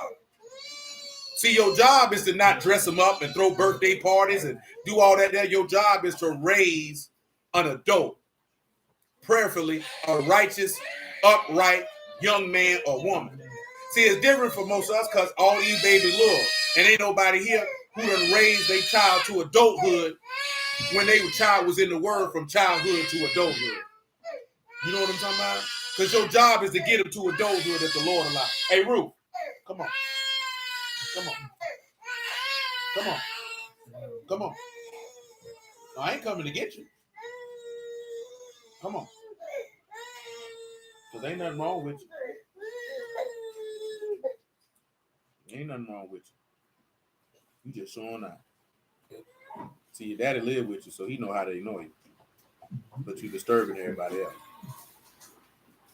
You just stay right here till you get yourself together. So you got to think about that. You know what I mean? Like, yeah, man. Like, got to be careful how you talk. Because when you look at Yahuwah, what we just read last night, what Yahuwah said he was going to draw you with? Love and kindness. You know what I'm saying? That don't mean he ain't going to chastise you, because he said as many as he loved, he chastened and rebuked. But that chastening and rebuke is for you to be the best version of yourself, if you would. Not even to be the best version, but to be a godly version of him. You know what I'm saying? So you got to understand that. Because what child, remember, we didn't read it last night. Didn't he say don't provoke your children to wrath? Don't cause them to be bitter? You know what I'm saying? So you got to pay attention to how you talk to them. Because whether you believe it or not, your children look at you differently than they look at anybody else. I'm talking about your parents. So how you talk to them and the words that you use is what's going to play in their brain. Now, see, some of them need to get checked, because some of these niggas in here hard-headed and don't listen. And they need to be told there's a difference of telling them about themselves and belittling them. See, telling them about yourself is straightforward. You're being hard-headed now. You're not listening. You're not doing this here. You need to tell them. And sometimes you need to add on how that can play out for them in adulthood if they continue down that pathway. Because, matter of fact, because that was the sister was telling us yesterday. She said, we done had this conversation also. She said she was sheltered. This is a lot of stuff I be mentioning to her. She was like, no, women don't act like that. I said, I know you ain't been out here. And then she said, you know, I'm kind of green to the game. I said, I already knew that. Because see, when you ain't seen a lot of stuff, you don't really be believing the stuff that people be saying but be going on out there. See, Nisha knows she used to be out here fighting in the street. Right at high school, bopping with them hoes, you know what I'm saying? Had that baby fat jacket on and them hot Cheetos, it going down. But is it a lot of them? So you ain't had a baby fat jacket with the hot Cheetos. I left the fan out. But you told us you used to be out here bumping. I wasn't. I guess somebody did me or something, but I wasn't. Out in high school, it wasn't an issue with people in the See, Kyla was in the hood. She seen a few things. See some things you shouldn't see. I ain't saying you participate, but if you in that environment, you see things. You know what I'm saying? Like, just being dead honest, you see things. She did it. When I say you see things, I'm not necessarily saying you participating, but you see things that you ought not see. You get a better understanding of life in certain areas on how things go in regards of what people are capable and or are actually doing out here versus somebody who ain't. Because don't get me wrong, it ain't really nothing wrong with sheltering you. Why would you want them around there? Why would you want them to see it? But you still want to do like Yahuwah did and warn them about what's going on and the consequence if they participate. Because remember, with every law, he told us why he gave it to us, right? And he told us what the people were doing and the consequence of doing it. So you can still keep them away from stuff, but still put them up on game on what's really going on out here. Because when you're lame to the game and you step out here to the world and you know what's going on, that gun could get, you're going to get got. You're going to get got. And that's a breeding ground for Satan. See, I'm usually using that. Remember what he said, right? We're not ignorant of who? Satan's devices. We know the wiles of the devil. We already know his plot, plans, and purposes. We know how he operates. You got to be up on game. That's why you got to make sure. I done told y'all this a lot of times over the years. You better know your truth, because the devil sure know his lie, boy. You better know the truth of Yahuwah, because he know his lie real good. You know what I'm talking about? And if you ain't, see, not being up on game ain't gonna be an excuse on why you got. So you got to make sure that the word is in you so you don't get got. Because there's people out here, man, the book tell you, man, evil men wax worse and worse, deceiving and being deceived. Quran say one of his mates' moms growing up was a heroin addict and a dealer. We seen some stuff, enough to put us off that lifestyle for sure. Indeed, and that's the tough part with it, because it goes one or two ways. You either see it and be like, no, or you see it and say you all in with it. You know what I'm saying? Or you see it and you feel like I don't want to be a part of it. And then the next thing you know, you live in that lifestyle. And now you hating life every day because you doing something, but you don't really want to be doing it and you don't really know how to get out of it. And that's what happens when you start miring and then wading in sin. You could get in it. You don't really want to be in it and you don't know how to get out of it. And if you stay in it too long, it'll take you under. You know what I'm saying? So you got to make sure you don't get caught up in a lot of stuff, man. Because at the end of the day, regardless if your baby was produced out of righteousness or unrighteousness, or you got the fruit of the womb in your hands, you have the ability to craft and where if the Lord allow, the generations that come after you don't have to deal with what you dealt with. Now, that don't mean your children going to be obedient now. Because you could birth a dummy. You know what I'm saying? You could birth a dummy. You could birth a hard-headed, rebellious child. That ain't got nothing to do with you. If you took your time and you gave them what they needed to have, and they chose to go do something else, oh, that's on them. That ain't your fault. Now, if you ain't do nothing, well, hey, man, you're going to have to bear some responsibility while your son is stupid. You know what I'm saying? And I done told you plenty of time before. Stop looking for whatever state you live in, whatever country you live in, to raise your children. That's not their responsibility. Them your children. It's not the public school system the way you do. If you think raising your children is just what they teach you from first grade to the 12th, then you shouldn't have had no children. You know what I'm saying? Because it go past. Oh, you don't do that because I'm a teacher. Oh no, I just have a question. So you said your child grows to be rebellious, that's not a reflection. So can you explain like what it means because we train up a child in the park? Because I know like that. Oh, I told you that before. When I told y'all this a week or two ago. When you put in a child early what it is that you want them to do, and it's consistent, they'll do that for the rest of their life for the most part. You know what I'm saying? But that doesn't mean that, because remember, you don't think Samuel was teaching his sons, and they say both of his sons was wicked. You know what I'm saying? Now, I would tell somebody the other day, like, take him, he has natural things in his character that ain't had nothing to do with nobody. Way he quiet, I ain't with what you nigga got going on. Leave me alone. I'm not moved by what y'all doing. You can't influence me. Nobody taught him that. That's natural. The same way Isaiah, room immaculate. That's natural. Some children, they got certain stuff in them that is natural. Nobody had to teach them that. It was already in them. That's how they're going to operate. Then if you see that they have certain positive attributes that's natural, you just nurture and foster what's already there. But then with other stuff, you got to teach them. You want a child to be disciplined, and you need to discipline him early. And I ain't talking about disciplining him like correcting him. Like I told you, my granddaddy, he go to lawnmower, boy. He go this here, he go this here. Because what is that establishing? That's establishing work ethic. It was something the brother was talking about the other day, which is real. I think I mentioned that to y'all because it's difficult for mothers. And it's not knock on no mother. Because you want to come save him or save her. It doesn't matter, boy or girl. But more for a boy, you got to let him fail. And then you got to let him fail so he can figure out how to fix it. Because if mama always jumping there to save it, you're going to have that boy that's always playing mad in that do-dirty house. You're going to have a man who ain't never going to be able to stand on his own because he's going to look for his old lady to do it for him. That's a man that grows up to look at a woman to be his mama and not his wife. You know what I'm saying? That's how that goes. See, that's something, of course, and like I said, that's not a knock on a woman. That's her natural. I carried him for 9 months. I went through pain to push him out. I don't want to see my baby fall, do this, that, there, and the third. See, sometimes a lot of dudes, they don't understand that. Like, nigga, why would you not want her to be a mother? That's what mothers do. But you would have to let her know, baby, he got to go ahead and let him fall off that bicycle. But he going to be hurt. He need to fall off that bicycle. He ain't going to be able to ride. He ain't never going to learn how to ride that bicycle if we can't catch it. He going to have to fall off. You know what I'm saying? And he going to have to sit there because a man has to grow up to have the ability to solve problems. And he has to have the ability to solve problems. I ain't talking about not know how to do something and not ask for help. Hell, even if you got problems, to ask for help. But a man got to know how to solve his own problems without running to his mama. Or he'll never know how to be a man. He'll be running to you for the rest of his life. Mama, what should I do? And then you looking at him. Yeah, baby, I got you. And then that's how the mama end up coming in between him and his wife, because now she go to thinking that her son is her husband. You know what I'm saying? But yeah, man, little boys, they gotta fail. They gotta experience some type of pain. You know what I'm saying? They gotta deal with a little bit of adversity. They gotta know what that feels like. But of course, as a parent, you can do this in a controlled environment. Like you can control it. You know what I'm talking about? Or what you let him deal. We ain't talking about just push him out the door. Son, figure it out. No.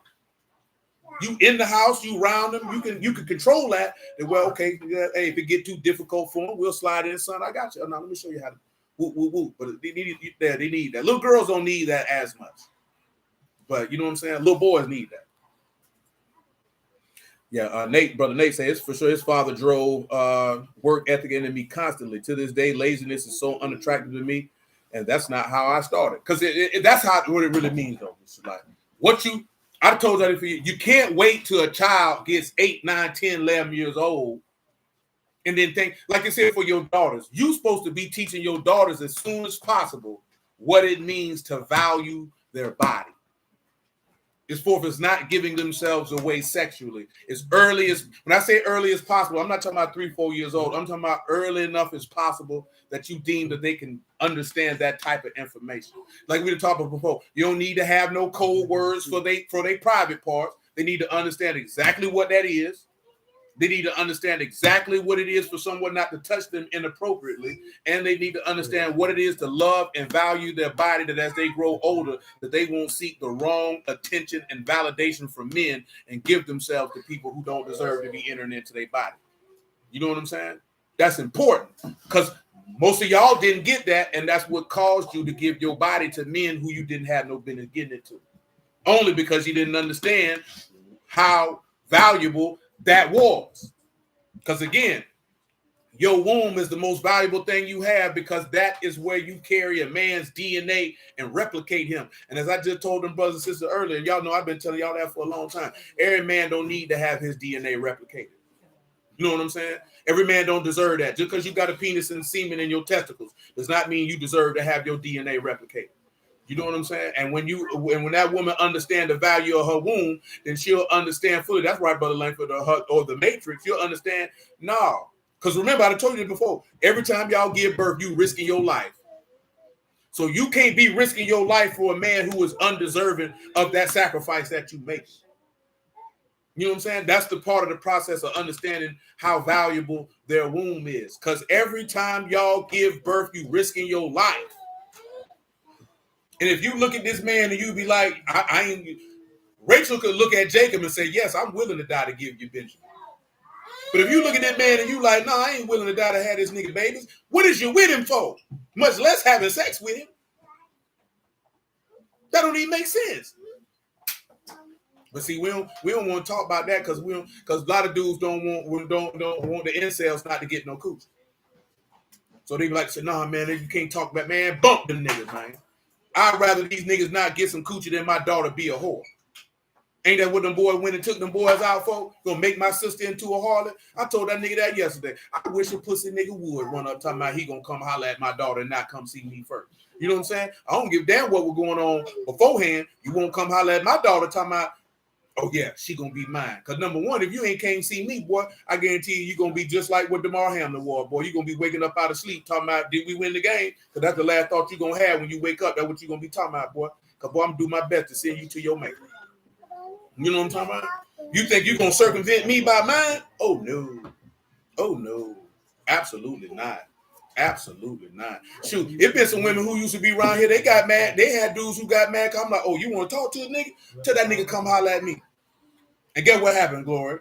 Them niggas ain't start showing up no more. Oh, you thought you were gonna slide in here and get with one? No, nigga.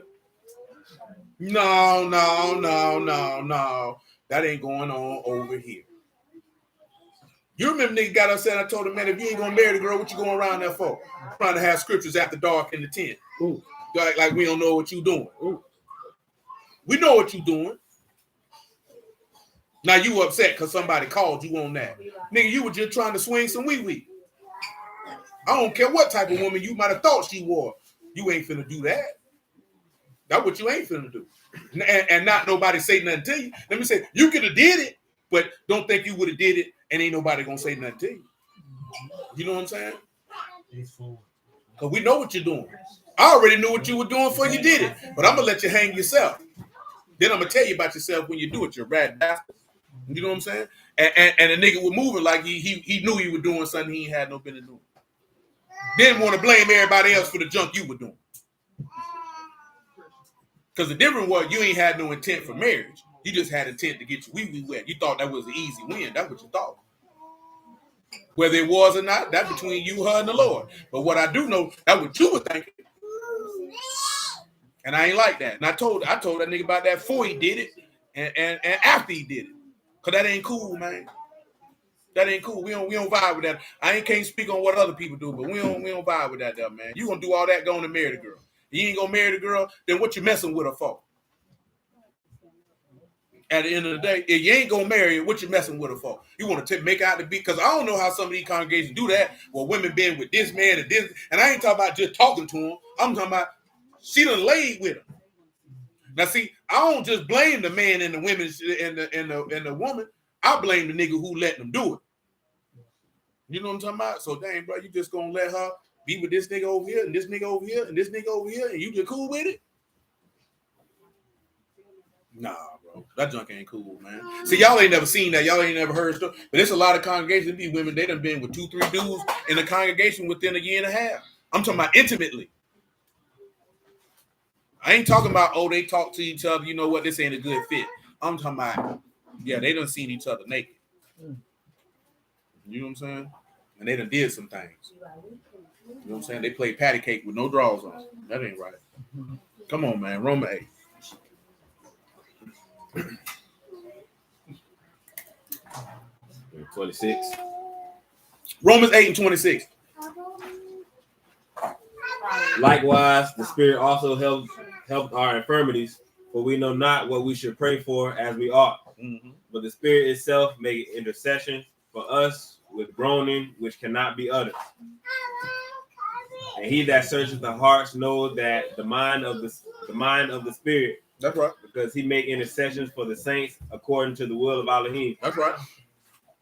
And we know that all things work together for good to them that love Elohim, to them who are called according to his purpose. For whom he did foreknow, he also did predestine to be conformed to the image of his son. To be conformed to who? The image of his son. Didn't it say the same thing that what happened with Seth, that he was in the image of his father? Just like Adam was the image of his father. Give me John 14 and 1, man, just on general principle, man. Amen. Quran said they on that rendezvous too. They ain't going for that. Let not your heart be troubled. Ye believe in Elohim, believe also in me. In my Abba's house are there many mansions. That's right. If not so, I would not have told you. That's right. I go prepare a place for you. And if I go and prepare a place for you, I will come again and receive you unto myself, that where I am, ye may be also. That's right. And whether I go, ye know, and the way ye know. Come on. Thomas said unto him, Master, we know not whither you go, and how can we know the way? And Yahushua said, I am the way, the truth, and the life. No man cometh to Abba but by me. Listen to him. If ye had known me, you should know my Father also. And from henceforth ye know him and have seen him. That's right. Philip said unto him, Master, show us the Father, and it suffice us. It suffice. And Yahushua said unto him, I have been so long time with you, and yet you have not known me, Philip. He that have seen me have seen the Abba. That's right. And how says you, show us the Abba? See, telling you, I'm in the image and likeness of my Father. Believe you not that I am in the Father, and the Father in me? That's right. The words which I speak unto you, I speak not of myself, but the Abba that dwelleth in me, he doeth the work. That's good. See, I just want y'all to hear that in regards to understanding, Lord have mercy, what that means to be in his image. So when we see, does the rain have a father? Indeed it does. He say, who have begotten the drops of dew? Well, we see Elohim has begotten the drops of dew. He has birthed those who are born of the Ruach. I got this Job 38 and 29. Out of the womb came the ice, and out of the hoary frost of Shamahim, who gendered it? Well, we just discussed that, so we know. The waters is hid as a stone, and the face of the deep is frozen. So pause. The waters is hid as a stone. I almost forgot what Mother Sharona asked for. Let's go back over here to Genesis chapter 3. Give me about verse 17. Who over there making all that noise? Hold on, what you got going on? I had nothing. Just some cheese. Just some cheese. And unto Adam he said, because you have hearkened unto the voice of your wife, listen to him, have eaten of the tree of which I commanded you, saying you should not eat of it. Cursed is the ground for your sake. Cursed is what? The ground for your sake. What does Noah's name mean? Elohim is comfort the ground which ye have cursed. And why is Noah significant? Because Noah made a place of dwelling in a time of destruction. That's why you go run into Mashiach and get a place to dwell, because he done covered the ground which he cursed. See, Noah was a forerunner of what the Ruach would come do. But see, we don't like to hear that. You know what I'm saying? You know why we don't like to hear that? Because brother don't believe they can get the spirit, because they don't believe the words. Oh, the spirit there for you, man. That's it. It's there for you. It's right there, right at your grasp. It ain't far away. It ain't like he dangling it in front of your face like a piece of meat. Give me Luke 11:9 real quick for me, man. Listen to what the man tell you. Luke 11:9. Sit down and be still. And I say unto you, ask and it shall be given you. Do what? Ask and it shall be You given do you. what? Ask and it shall be given you. Go ahead. Seek and you shall find. Do what? Seek and you shall find. Come on, listen to him. Knock and it shall be opened unto you. For everyone that asks receiveth, and he that seeketh findeth, and to him that knocketh it shall be opened. If a son shall ask bread of any of you that is a father, will he give unto him a stone? Listen to him. He said, if any of you be a father, your son asks you for what? Bread. Will he give him a what? A stone. What that take you back to? What should come to your mind when you heard that? That's right. When the devil came to the Lord, what he told him? Can you do what? Turn these stones into bread. So what was that representative of? Can you bring the new covenant in before the time? Look what he just told you. If you ask me for life, would I give you death? I was thinking about it when he was in the wilderness. Asking for that manna. Listen, right? Because he said a stone, right? He said, would I give you, if you ask for life, would you give your son can't eat stone? What was the law written on 2 tables of stone? Then they asked for manna. That was angels' food. That's what the book say. That man said, I came down here. I'm the manna that come down from heaven. And I give you the life of my flesh. The man tell you, ain't nobody. He said, if you as a father is not going to give death to your son, what make you think God is? Now notice he said ask, right? Well, the only way you're going to ask from him is if you believe you're going to receive it. And the only way you're going to believe when you receive it if you done heard the word. Because faith come by hearing and hearing come by the word. So if you believe the word, and I'm here to tell you as a living witness, I done told y'all this before. When I first started reading this book and I seen the politics of Alexandria ain't know nothing but the baptism of John and showed these people that this man was in the entirety of the book, I say, man, if I can't have no other ability to do something, I want that. And y'all done seen that. So I ain't even got to tell you if he did it or not. And I done told you that before, didn't I? Straight up now. That's why I said, well, if I couldn't do nothing else. And for me, it wasn't even like, I wasn't around nobody, so I didn't think it was like some great big old deal. To me, that just was amazing. That he didn't know nothing but the baptism of John, and he was able to say, no, he here, and here. So you know what that really meant? He believed the word. He already believed the word before he knew anything about this man. He already believed it. Matter of fact, get that for me, man. Acts 18. I don't remember the verse. Tell me what 20 say. Buggy, what you got going? What you got going? Acts 18 and 20, man. Tell me what it say. It said, when they desired to tarry longer time with them, he consented not. But he bade them farewell, saying, I must be all means keep this feast that cometh to Jerusalem. But I will return again unto you if Elohim will. That's right. And he sailed from Ephesus. And we had landed to Caesarea and gone up and saluted the assembly. He went down to Antioch. And 24. Go straight to 24. It said, and a certain of the Yahudim named Apollos, born in Alexandria, an eloquent man, mighty in the scriptures. He was what in the scriptures? He was mighty in the scriptures. Now tell him, give him eloquent and mighty. Let's see what that means. He said he was an eloquent man and he was mighty in the text. Eloquent means fluent. He was fluent. That means he could speak well. Or fluent also means that you know something very well. And it said mighty was a scribe? No. Oh, scribe. Mighty, powerful, able. So he was a fluent man who was able in the script, which means ready scribe, able, skilled. He had ability. Continue. This man was instructed in the way of the master, and being fervent in the Ruach, he spake and taught diligently the things of the master, knowing only the baptism of John. All he knew was John the Baptist. So that means whatever Yahushua did, he had never heard of none of it. Go ahead.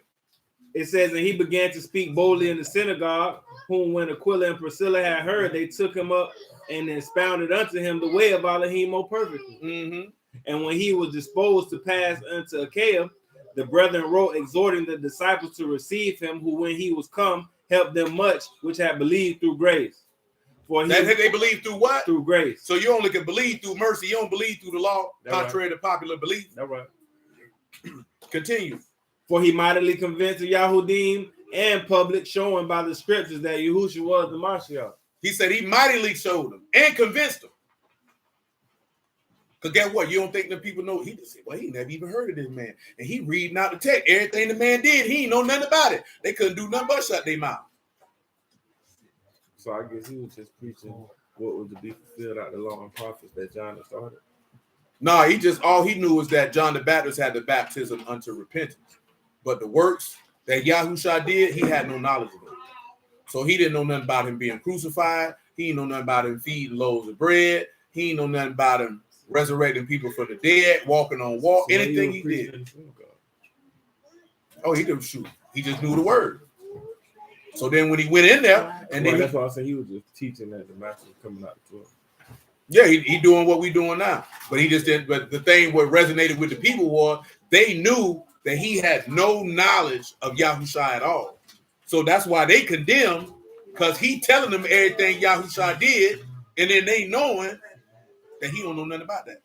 No, just baptize and tell people to repent. That's it. He was just paving the way for the Lord. You know what I'm talking about? He was setting it up so the Lord could come on through and do what it is that he do. You know what I'm talking about? Man, you capped out. Come on over here with me. I got a nice leather belt. Come on over here with me. Come on, Cletus. You got all that Come on, Cletus. Come on, Cletus. Come on, Cletus. Yeah. You see what I'm saying? What we at? That Luke and then Romans 8. Yeah, finish that Luke. We good in Romans 8. You got to what I want. Verse 11. If a son shall ask bread of any of you that is a father, will he give him a stone? Mm-hmm. Or if a fish, will he for a fish give him a serpent? Look at this here, right? If he give him a fish, he gonna give him a serpent.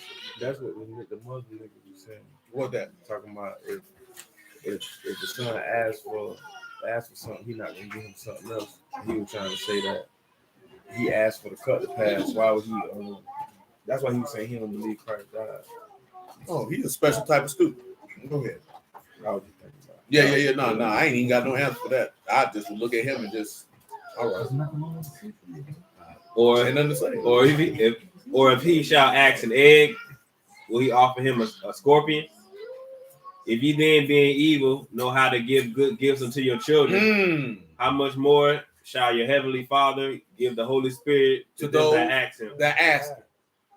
If you believe the word and you walking in it and you asking for it, he'll give it to you.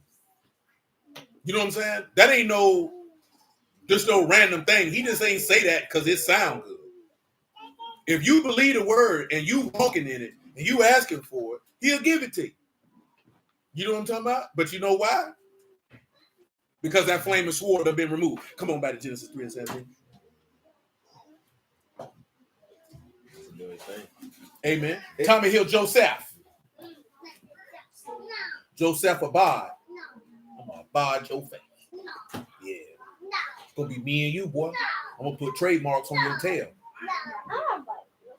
Ain't nobody talking to you, Eugene. It say unto Adam, he said, because you have hearkened unto the voice of thy wife, and have eaten of the tree which I commanded thee, saying, you should not eat of it. Curses the ground for your sake, and sorrow thou shalt eat all the days of thy life. Thorns and thistles shall you bring forth, and you shall eat of the herb of the field. What are those thorns and thistles representative of?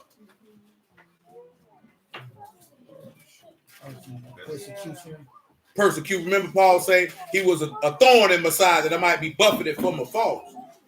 Be little stuff to try you. You know what I'm talking about? Come on, man. Then you already know he was a man of sorrows.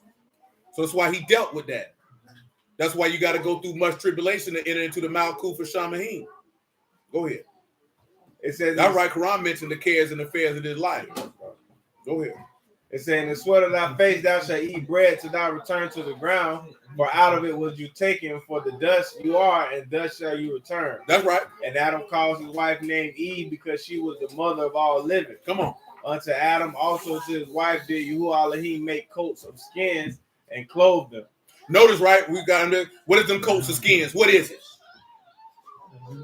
A linen garment. Because what did they put on? They put on leaves.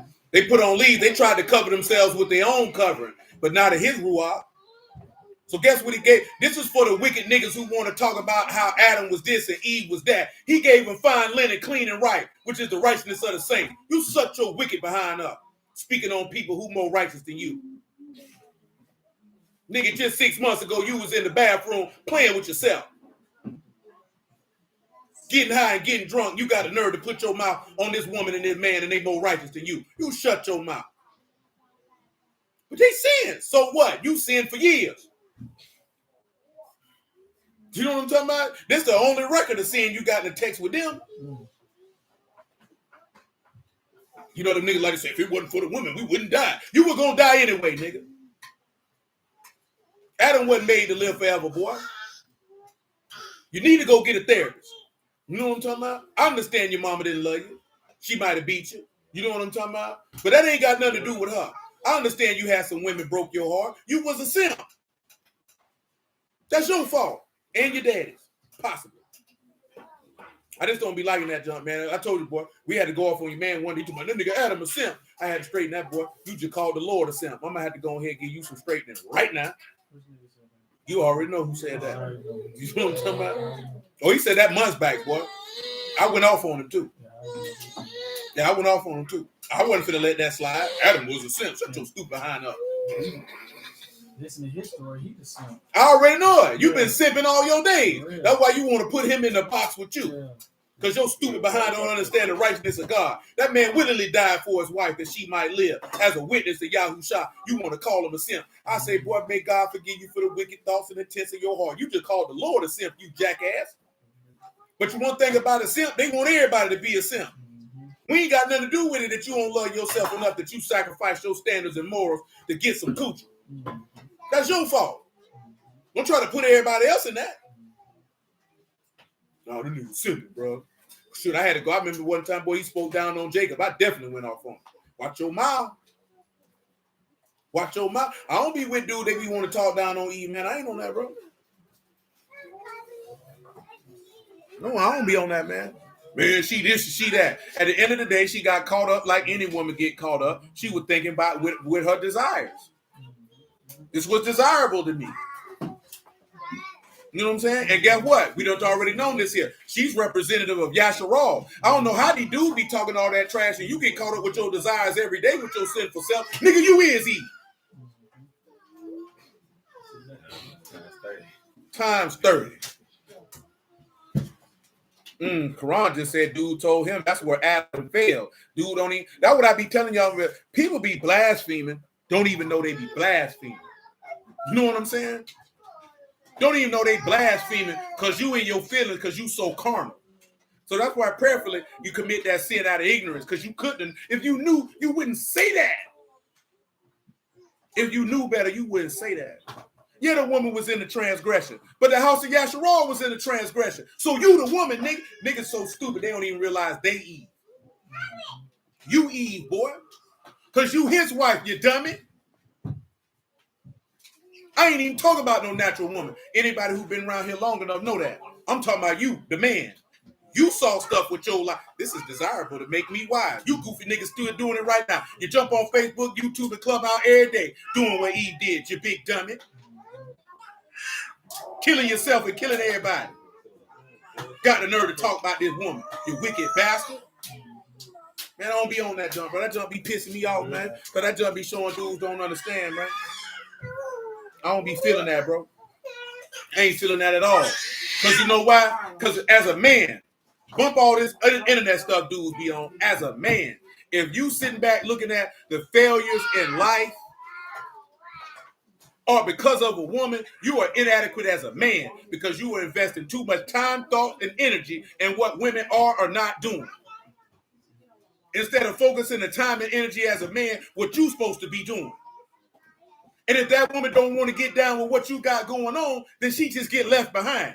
Don't you know men who actually doing something with their life ain't sitting around here talking about what a woman is and ain't doing? Hell, they ain't talking about what a man is and ain't doing. Because if you ain't getting down with what we got going on, we just gonna get with people who are.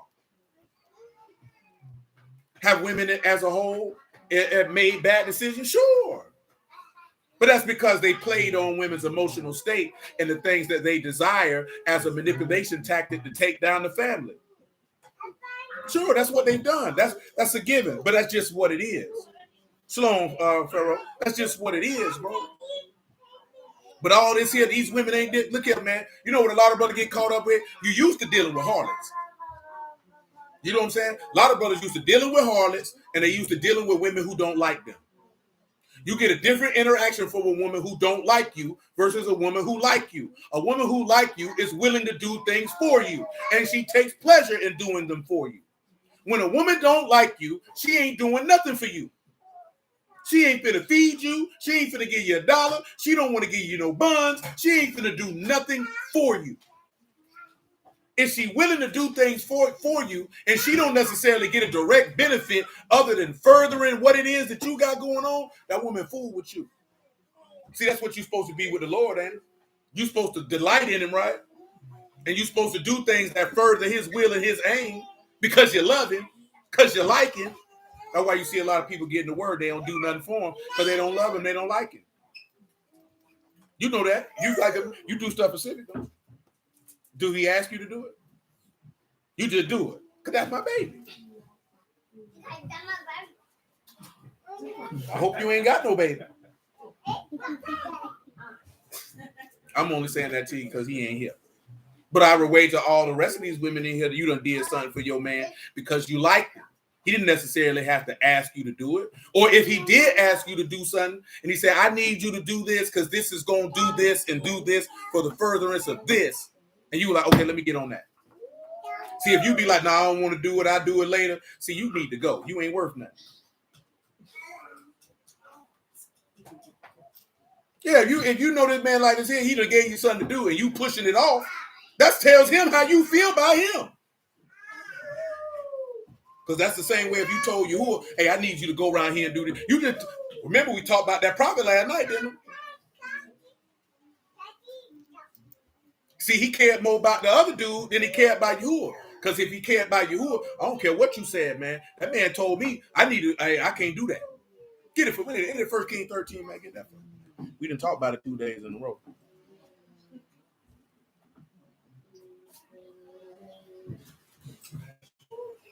This boy say Aloha Charlie versus Black Jesus. Creation versus evolution. Now I'm gonna tell you, right? Black Jesus minister, that boy there comedian.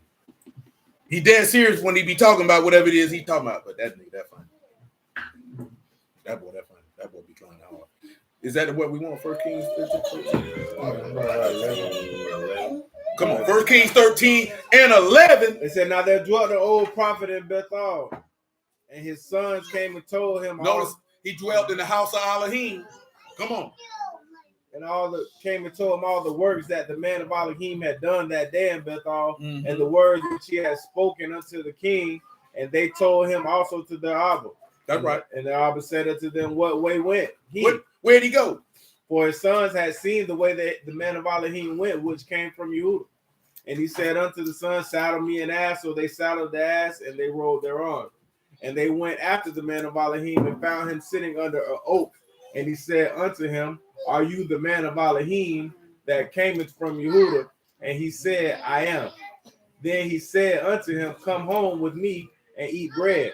Do what? He said, come home with me and eat bread. What else he said? And he said, I may not return with you, nor go in with you, neither will I eat bread nor drink water with you in this place. That's right. For it is said to me by the word of Elohim. Listen to him. Look, Paul, he finna do the same thing that Eve did. He finna tell him the exact instruction that he was given and then go against it. Go ahead. For he said unto me, the word of Elohim said, thou shalt not eat bread nor drink water here, nor turn again by the way that I came. And he said unto him, I am a prophet also, as you. And Malachim spoke unto me by the word of Elohim, saying, bring him back with you into your house, that he may eat bread and drink water. But he lied to him. Pause. Remember what Paul told you, whether a man or an angel from heaven come bring a gospel unto you outside of what it is that we preach, let him be accursed. Let me tell y'all something, man. Even more so if it ministered in your spirit and you perceive that was the word of Elohim, right? I don't care what nobody told you. If you perceive Yahuwah told you to go do something, you better go do exactly what he told you. Don't let nobody, I'm a prophet too. Well, if you was a prophet too, Yahuwah would have told me that you was going to come tell me to do this here. He gave me an explicit instruction. You follow what he tell you to do. It don't matter what nobody else say to you. Look here. If Yahuwah tell Doris to go up there and do backflips on the roof, and she say, the Lord told me to go up here and do it, I ain't going to tell her, you need to come down, because I'm a prophet too. So shoot, let's make sure you don't fall off, baby. Imagine if Isaiah would have did that when he told him to walk naked. Imagine if Hosea would have did that when he told him to go marry a whore. Imagine if Jeremiah would have did that when he told Jeremiah, don't pray for this people, nor take a wife in this place. Because that's what he told him then. Imagine that when he told Ezekiel to eat dung. You got to do what the man tell you to do, not what somebody else say. If the man give you a directive, follow what he tells you to do. It don't matter what nobody else say to you, because you ain't going to have to answer to the person who telling you to do something different. You got to answer to him. Go ahead. And he said, but he lied to him. So he went back with him and did eat bread in his house and drink water. And it came to pass that they said at the table that the word of Yahuwah came unto the prophet that brought him back. Listen to it. And he cried unto the man of God that came from Yahuwah, saying, thus says Yahuwah, for as much as you have disobeyed the mouth of Yahuwah and have not kept the commandments which Yahuwah your Elohim commanded, ain't kept it, but came back and have eaten bread and drunk water in the place which Yahuwah did say to eat. Don't do it. Eat no bread, drink no water. Listen to it. Thy carcass shall not come into the sepulchre of your father. Not only you ain't gonna get buried with your family. And it came to pass after he had eaten bread and he had drunk, that he saddled him an ass for the prophet whom he had brought back. And when he was gone, the lion met him by the way. And what happened? And slew him, and his carcass was cast in the way, and the ass stood by it, and the lion also stood by the carcass. Make sure ain't nobody get it. And behold, the men passed by and saw the carcass cast in the way, and the lion standing by the carcass. And they came and told it in the city where the old prophet lived. Mm-hmm. And when the prophet that brought him back from the way heard, he said, is it a man of Elohim who was disobedient unto the word of Yahuwah? Look how he did. Look how he did it now. Is it the man who didn't obey? You the one came and told him that.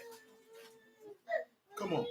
Ruthie. It says, therefore Yahuwah hath delivered him unto the lion, which have torn him and slain him according to the word of Yahuwah, which he spoke unto him. And he spoke to his son, saying, saddle me the ass, and they saddled. And he went and found his carcass cast by the way, and the ass and the lion standing by the carcass. Mm-hmm. The lion had not eaten the carcass, nor torn the ass. Mm-hmm. The prophet took up the carcass of the man of Elohim and laid it upon the ass and brought it back. And the old prophet came to the city to mourn and to bury him. Mm-hmm. And he laid his carcass in his own grave, and they mourned over him, saying, alas, my brother. And it came to pass after he had buried him, that he spake to his son, saying, when I am dead, then bury me in the sepulchre wherein the man of Elohim is buried. Lay my bones beside his bones. For he saying which he cried by the word of Yahuwah against the altar in Bethel, and against all the houses of the high places, which are in the cities of Samaria, shall surely come to pass. After this thing, Jeroboam returned not from his evil way. Quran just asked, what y'all think that means with that lion and that donkey? What we talked about the lion and the lamb. No, he talking about the lion and the donkey sit up and posted up next to his body. Say the lion did not tear nor rend that carcass, he just hit him enough to kill him. So you sit back, you look at that, the lion hit him enough to kill him, don't tear his carcass, because no bones of his shall be broken. You know what I'm saying? Of that sort. And of course, the donkey standing there because the donkey is representative of the jackass of Yasharal for being dumb enough to even be a part of that. And then, of course, him asking to be buried in the sepulchre and his bones being with his bones is you being immersed in his death and being buried with him in the baptism. You know what I'm talking about? But the key component of what we came here for is he did the same thing Eve did. So it's not a male or female thing when it comes to this particular notion. If you know the word and you go after your own desires, that's what's going to happen to you. And I just use him as an example that Eve is you. Eve is Yasharal because he did the same thing. He did the same thing. Come on back to Genesis 3. That just be agitated. I guess it agitates me because I understand the testimony of Yahushua through the volume of the book. So when you go to, it's one thing if you use her instance as all things are written aforetime for our learning. So, you know what I'm saying? She that liveth in pleasure is dead while she lived. So you get that understanding that because she desired pleasure, you know what I'm saying, or desired to fulfill her desires, that brought death on her. But just to be like, oh, women are this or women are that, man, you's a goofy. Because guess what? You got just women. You have virtuous women. You have godly women. You have faithful women. You have harlots, whores, masculine women, rebel. You have all different types of women, just like you have righteous and Kadash men. And you got goofies and busters. And guess what? In the reality, the negative of each one of those that I mentioned are always going to be more than the positive.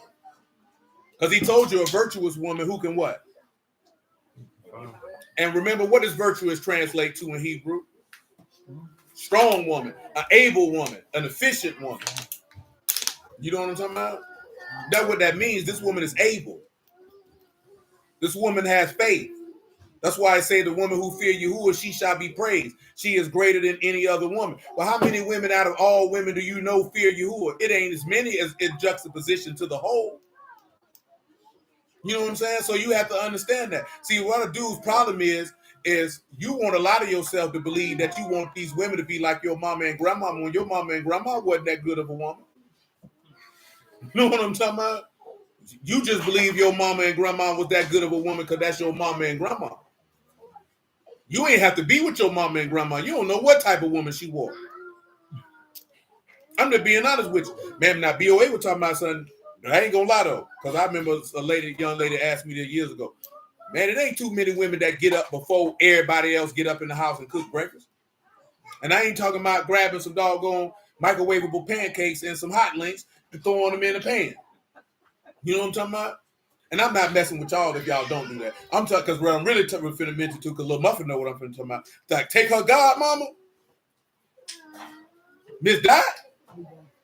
Yeah, it ain't too many women out here no more make breakfast like Miss Dot used to make breakfast. You understand what I'm telling you? Because Miss Dot making stuff from scratch, boy, and a spread like you going to Dennis, man. You know what I'm saying? A spread.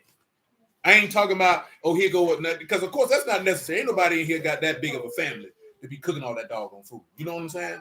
But this is the thing, though. These women would get up every day and do this. And guess what? And some of them had to go to work, and they still got up every morning and did it. I'm talking about fresh butter biscuits rolled out. You know what I'm talking about? Nice, freshly cracked eggs. All that there. She up for, boy, BOA had me dying. Like BOA said, well, I used to try to get up before her, like wake up at 3. I always fall back to sleep. Most of us ain't never even seen a woman who do that. Woman who get up before everybody every day and cook breakfast. You know what I'm saying? Them type of women gone. Because these women want to go to the turkey leg hut and clap cheeks. They ain't getting up making no breakfast. You know what I'm saying? That ain't happening no more. That's over with. Them type of women gone. That's a dime a dozen. That's a needle in a haystack. You just get woke up to that bacon, bro. And that ain't no knock on women now. But if your mama wasn't doing it, you know what I'm talking about? Where was you gonna get that from? If your grandma just as young, you got grandmothers out here young as me, and they mama wasn't doing it. Where was you gonna learn that from? Like straight up now, that ain't no. See, some things you got to look at. It's not a good thing. It's not a bad thing. It's just the reality of life. If your mama and grandma didn't do that, where you gonna learn that from? You know what I'm talking about? Where you gonna learn that? If you ain't never seen your mama get up before 9 o'clock to make you nothing, you had to get up and get a bowl of cereal. Where you gonna learn that from? Well, I know some. I done met some women in my day. Of course, most of them dead now. That if you were talking about getting them children a bowl of cereal, she'll hit you with the bowl and the cereal. You know what I'm talking about? If you was her daughter or granddaughter, and you talking about you letting them children eat cereal, of course, you doing it because you know that's what they want. But they looking at it like no, you feed them children cereal, box. She gonna hit you with the box. I taught you better than it, because she gonna take that as an offense. How he supposed to go out there and face his day on a damn bowl of cereal? You know what I'm saying? That's just how they would have viewed it. That's it. I don't eat no breakfast, so I don't give a damn. She ain't gonna make nothing. You know what I'm saying? I only eat breakfast once a week.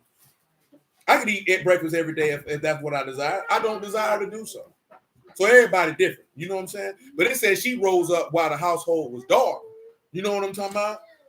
To get that food and make that for her family. I remember the sister asked me, she said, so we got to get up. I said, you ain't got to get up and do it. But he just telling you. As a matter of fact, let's just pause that down. Let's just stop that. Boom, boom, boom, boom, boom. Proverbs 31. Who is that talking? And who is being talked to? That's King Lemuel. He said, oh, the Quran said they grabbing a sauce and make money. Well, you know that's ugly. Now I'm gonna tell you something real, man. Unless you running behind. If you at the house and you can get up and cook a breakfast, there's no reason why your husband need to tell me I need to stop by Chick-fil-A or such and such to get a breakfast. You're not doing your job. You're not doing your job. This man should not get up out the door and have to tell me I need to spend some money to go buy something to eat for breakfast, and you in the house and you don't got to get up and go on nobody's job. You know what I'm talking about? And again, like I talking about, my sister godmother, that woman went to work and she still got up and did this. And she went to work. You know what I'm saying? But you know, it's a different breed of women now than it was back then. Because this breed of women, y'all lazy. You know what I'm talking about? And that's why the men lazy, because you lazy and they daddy ain't around, so he lazy too. You know what I'm saying? You don't want to do nothing, which is cause for the down. You can't have a prosperous community when the men and the women lazy. You know what I'm talking about? Because you got dudes don't want to do nothing. Now, don't get it twisted. This ain't no knock on men or women. Now, we also live in a different time. Because now you can make money on your phone and you ain't got to get up and go nowhere. You know what I'm saying? If you got the work ethic to constantly and consistently make content.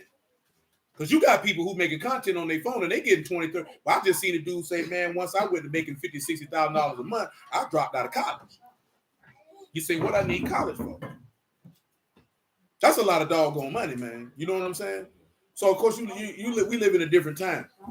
But even with making content, you can't be lazy because you got to be filming, you got to be posting, you got to be editing, you still got to put in a grind to be able to get that shine. But there's a lot of niggas out here, they lazy. You know how we know? Because we done had niggas come work for us and you be like, you was a big grown lazy nigga. And they be wanting top dollar. How you want top dollar and you're lazy? You're never on time. Your work is subpar. And every time I turn around, you ain't doing nothing.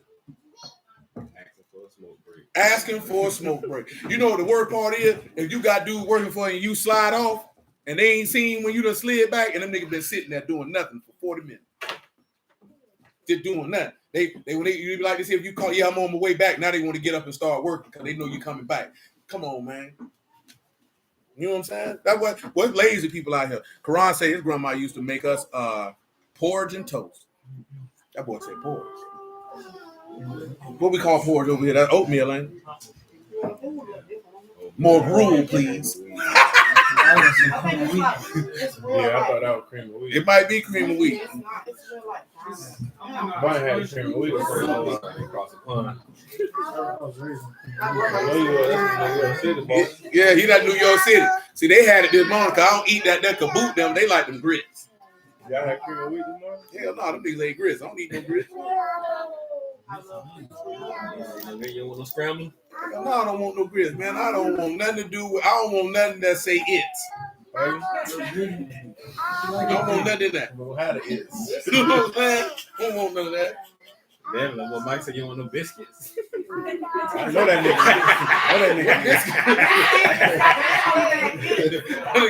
You got me on that. Hey, mama over there. Enjoy that. Michael Glover said, Michael Glover Jr. said, well, you want the biscuits? Biscuits? He said, I like biscuits. You like biscuits, Michael?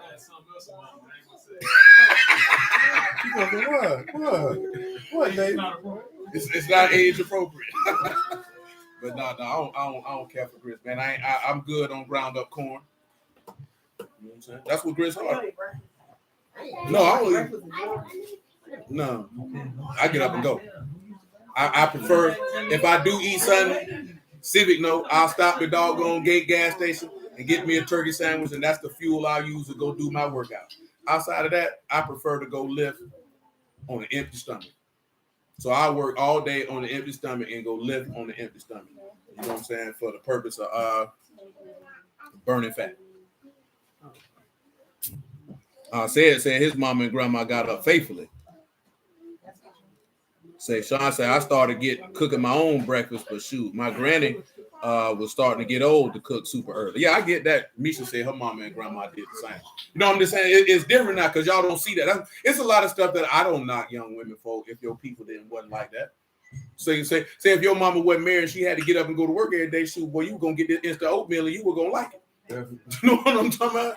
You know what I'm saying? You were gonna get these frosted flakes and you were gonna like it. I got some breakfast sandwiches in there, boy. You know what I'm saying? Make sure you had your behind out the door to that school, bud, because she probably done already left. She ain't even there when you getting ready for school. You know what I'm saying? So we have to deal with reality, you know what I'm talking about, on certain stuff, man. But prayerfully, if your grandma's still alive and she was that type of person that liked to cook, man, go holler at your grandma, you know what I'm saying? Learn how to do a thing or two. And I ain't saying that because you deficient. I'm just saying that because, shoot, if your grandma's still alive, you know, take advantage of getting any type of wisdom that you can get for your grandma while she's still here. You know what I'm saying? Because just because a woman ain't in the word or a man ain't in the word, don't mean they ain't got no wisdom in life that they can give you. You know, I ain't gonna never tell you that one. She can't tell you nothing about no righteousness as far as who is concerned. But if you think you can't get some wisdom from your grandma or your great grandma if they still alive, or your granddaddy, or you know what I'm talking about, hopefully you can get something from your mama and daddy. That's foolish, man. But more than anything, you'll never know how long. Shoot, my grandma died when I was 6. You know what I'm talking about? So yeah, you might want to take advantage of that if they still kicking. Kalisha said, my mama didn't get up and cook. My daddy did. Well, we know Karen ain't getting up doing that. Not that one there. She cook a dinner. Now, we know now. Her mama will get up and cook a dinner now. She ain't gonna get up and cook no breakfast. You can tell. You done seen her mama. You know her mama ain't gonna do all that. Man, I've been around her long enough, but she don't do all that. She get your dinner right. She get your dinner right. But breakfast, because she been working. She like, I ain't get up cook no damn breakfast. But I make sure you got a good dinner to go to sleep on. That's why I say you been around, you know it, Karen go to work. She ain't make no breakfast. You know what I'm talking about? She gonna get that dinner right though. You know what I'm saying? She gonna get that dinner right. See, you got some women, they like that. See, you got some people, we've been talking about that one now. You got to cook with love. You got some people, they don't. I just seen a lady talking about, she said she love to cook just to sit back and watch niggas eat. But you got people, if your old lady don't like to watch you eat, she just whipped up something. She like, yeah, the niggas like it, they like it. You know what I'm talking about? You know what I'm saying? They like it, but if she love to cook, and it ain't just for you though, just people, period. That's why some of y'all was ready before you got in the word to be the one to cook Thanksgiving dinner and all that other stuff, so you could go in there and shine. Look at him in there eat. I made that. You know what I'm saying? You go back tell all your cousins, yeah, I did that. You definitely look like one. You definitely look like one of you to been in there Thanksgiving dinner. You'd have been looking at all your cousins. Yeah, I did that. You see it. You see how that? Yeah, you see them yams didn't last. You see on there on that back. You see it. Yeah, you look like one of them.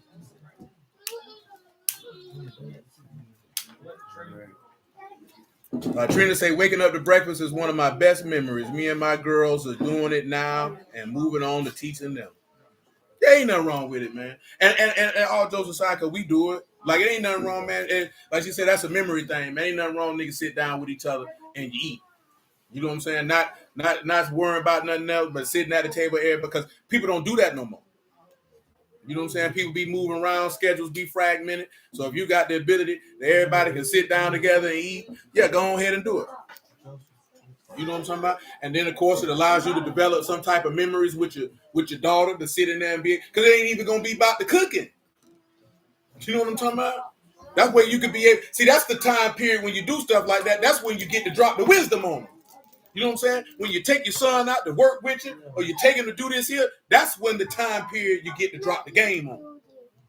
See, that's what my granddaddy did. You know what I'm saying? When I kick it with my daddy time to time, that's what he did. See, we don't be looking at it like that. You looking at it, I ain't got time to teach them how to do this here. It's really when you put the game down, man. It's really when you teach them, you get the opportunity to give them life jewels. You take what you're doing to show them how it's relative to life, because that's what they're going to remember. I've been told you this before. Yeah, they might remember a nice little vacation trip here and there. They're going to remember what you taught them more than anything. You know what I'm saying? See the trips and the fun times, it just give them a warm glow in their heart when you're dead. You know what I'm saying? And when you're getting old. But what you taught them and the time you spent where there ain't really no fun going on, that's what they gonna remember. You know what I'm saying? And that's what you want. Why you bouncing around me? But y'all, why y'all in my camera? Why is you in my camera? You trying to steal cameras? You confused right now, ain't you? It's okay.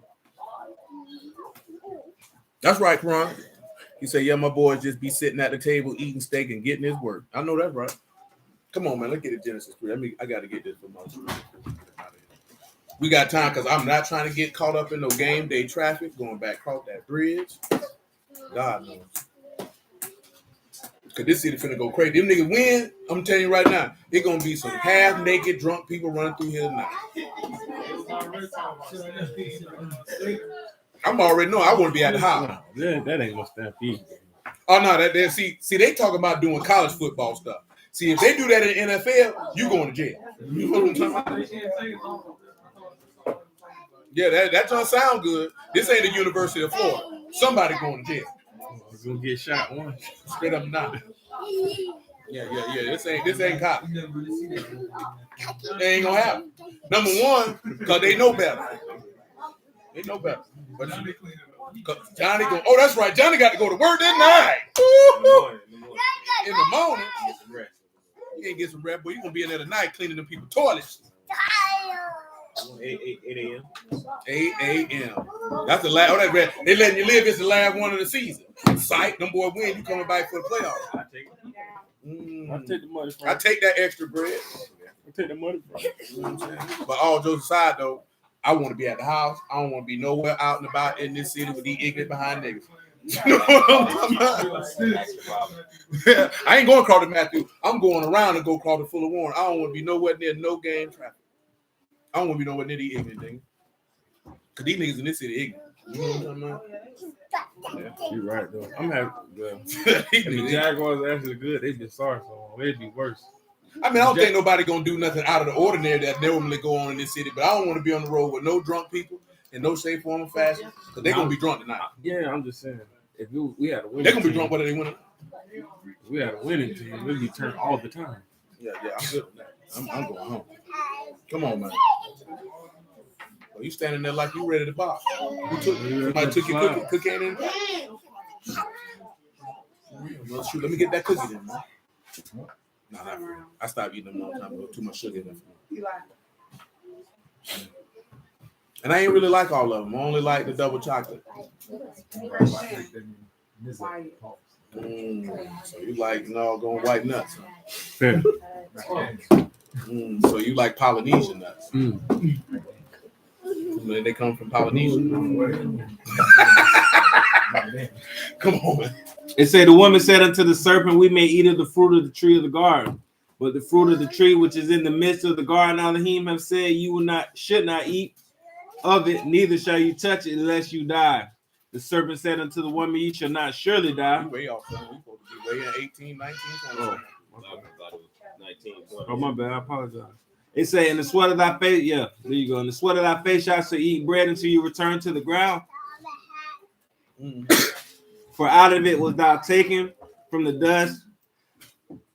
Now y'all go sit down, because now y'all playing. From the dust thou shalt return. And Adam called his wife named Eve because she was the mother of all living. Come here, bird. And Adam also to his wife did Yahuwah make coats of skin and clothe them. And Yahuwah said, behold, the man is become as one of us to know good and evil. His man became was what? As one of us. Remember, right now, Elohim gave the law, but that doesn't mean that Elohim was a sinner, but he gave it. Give me, is it 2 Timothy chapter 1? Give me verse 4. 2 Timothy 1 and 4. If it ain't 2 Timothy 1 and 4, it would be 1 Timothy 1 and 4. But I believe it's 2 Timothy 1 and 4. Give me that.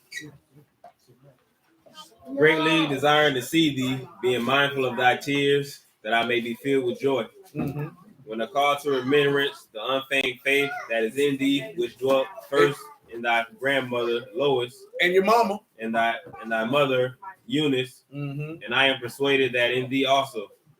Wherefore I put thee in remembrance. And I didn't want you to hear that, because a lot of dudes be like, faith is not gender specific. Faith come by hearing, and hearing come by the word. Yeah, you might run across some women who got more faith than men. and that just is what it is. You know what I'm saying? But for the most part, I mentioned that because I didn't remember I done had sisters ask me, you think women can get the spirit? I say anybody can get the spirit. I say more than likely you ain't getting it because you don't believe it. You know what I'm saying? At the end of the day, because it's not, and I'm mentioning that because we read in Genesis 5:1, he said he made a male and female and called their name what? Yeah.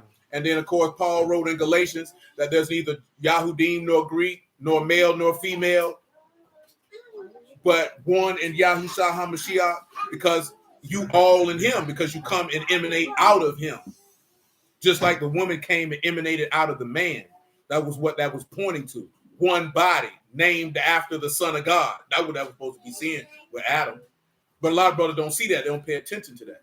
You know what I'm saying? Because like I said, that man sacrificed his life and forsook all his wealth because he loved his wife that much. That's what the Lord did for us. You got to recognize and understand that. And don't be listening to these people who be running their mouth. Because Adam chose to die. You know what I'm talking about? Willfully. Because of the love that he had for his wife. Just like Yahushua chose to die because of the love that he had for his wife. Go ahead. Wherefore I put thee in remembrance that thou stir up the gift of Elohim, which is in thee by the putting on of my hands. Mm-hmm. For Elohim have not given us the spirit of fear, but of power and of love and of a sound mind. Mm-hmm. Yeah, that ain't what we want. So it might be 1 Timothy 1.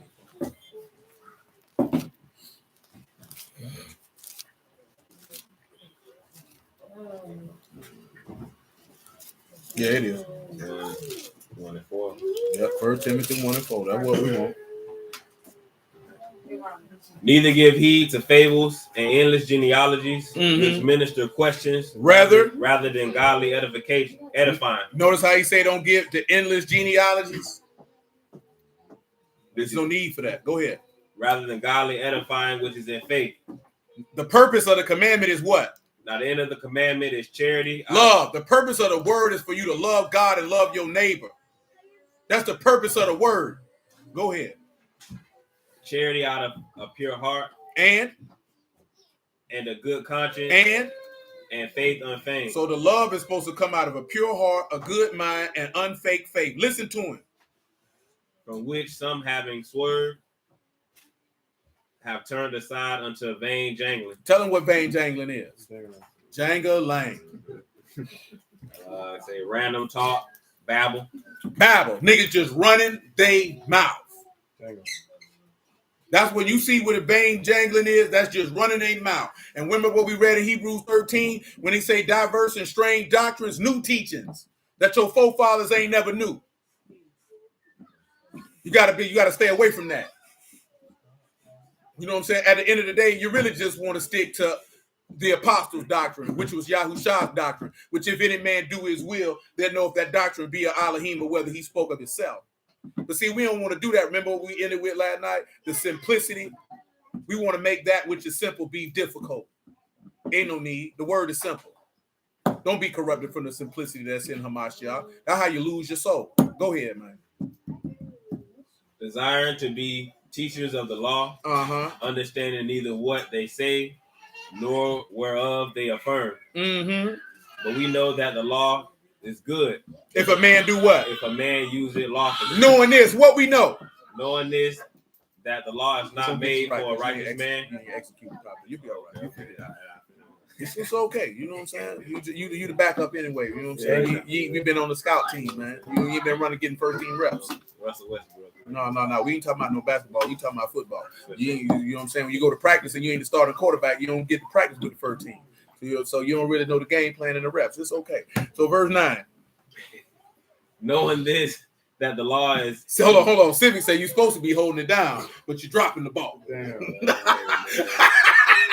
Tell him to get that midnight train to Georgia. He say get that midnight train to Georgia. And Doris say before you get there, stop at my house and take me there. Because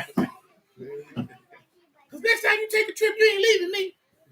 I tell him he clean. I'm going with my man.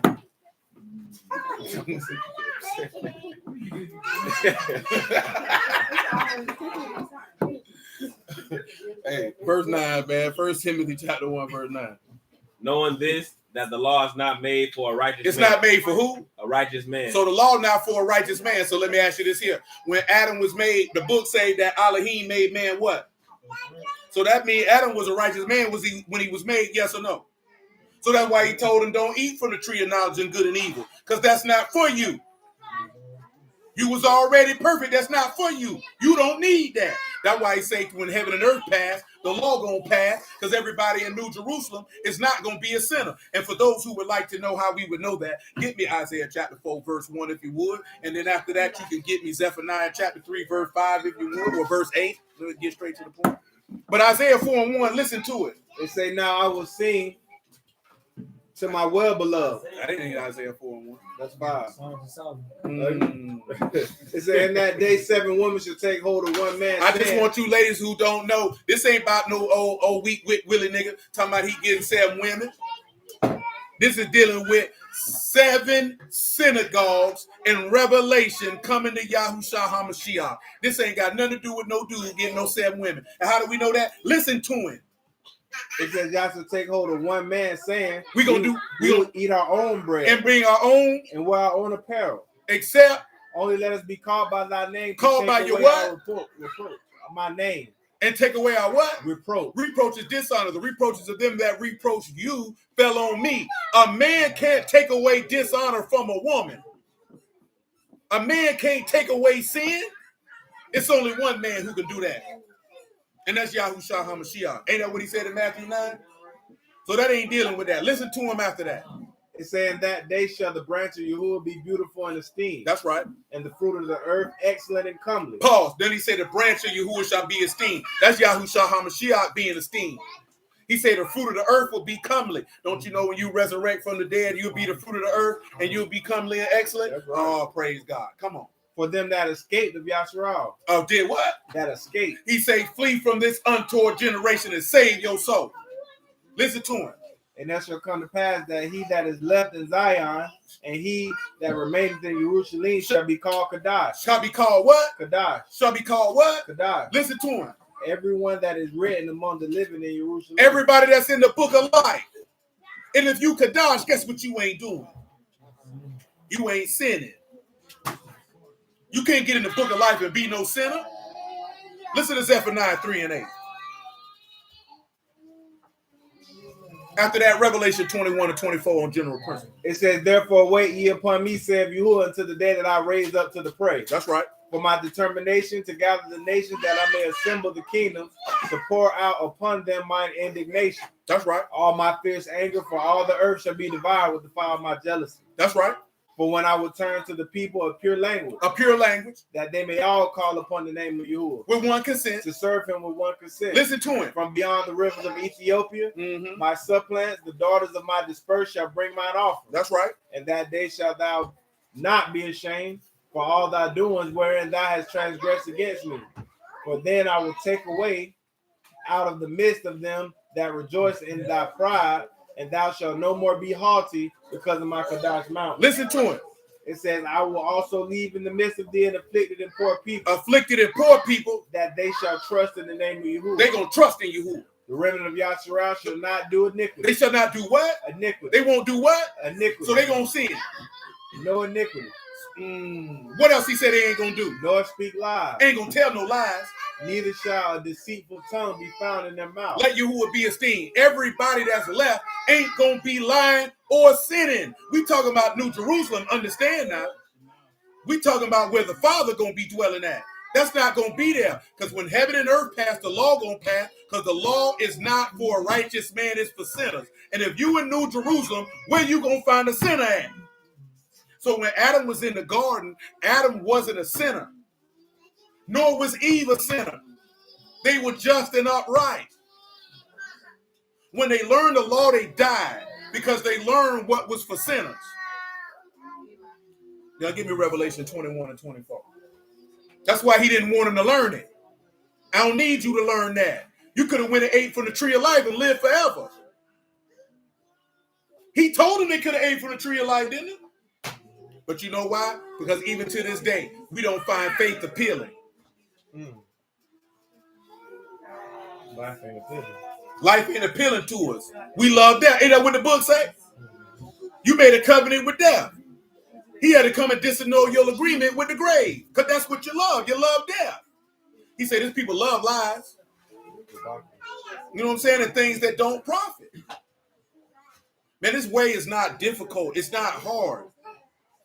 It's not hard. It's not hard at all. Man, if you trust and obey Yahuwah and love this man with your whole mind, heart, and soul, nothing in Shamahim will be restrained from you.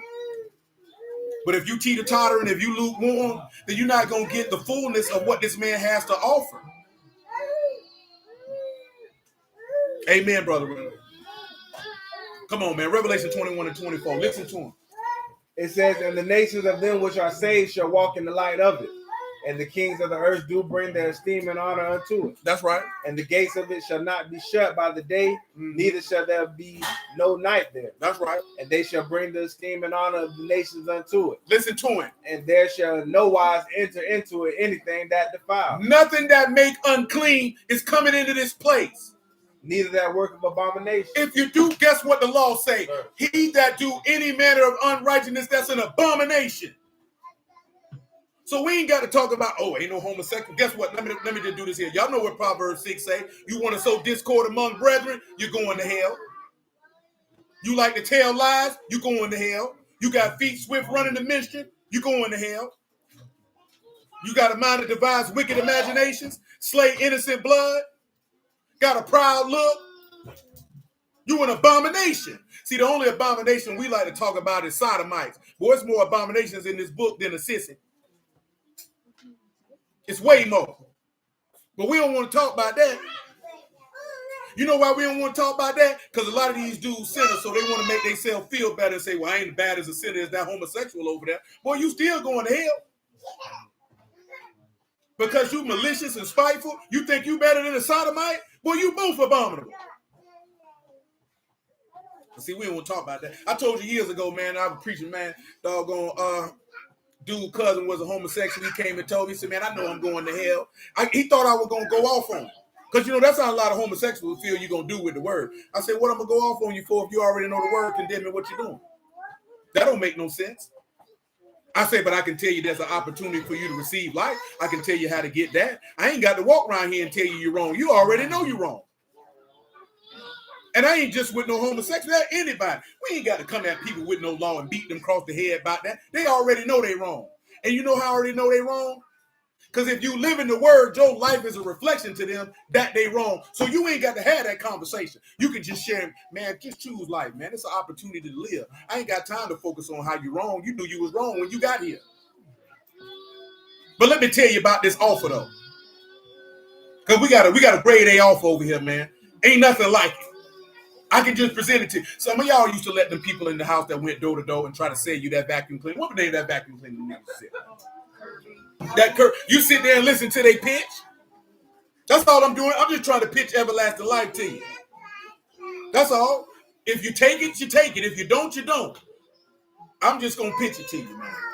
I hope you see the value and the benefit in what I'm selling. And if you don't, that's fine. See, I just listened to a brother, man, and I didn't get a chance to tell him this here. Because he say when he was going to the people, he used to beg them, hear the word. You know, I already told you that. I ain't come to my sister, my mama, talking about hear no word. For what?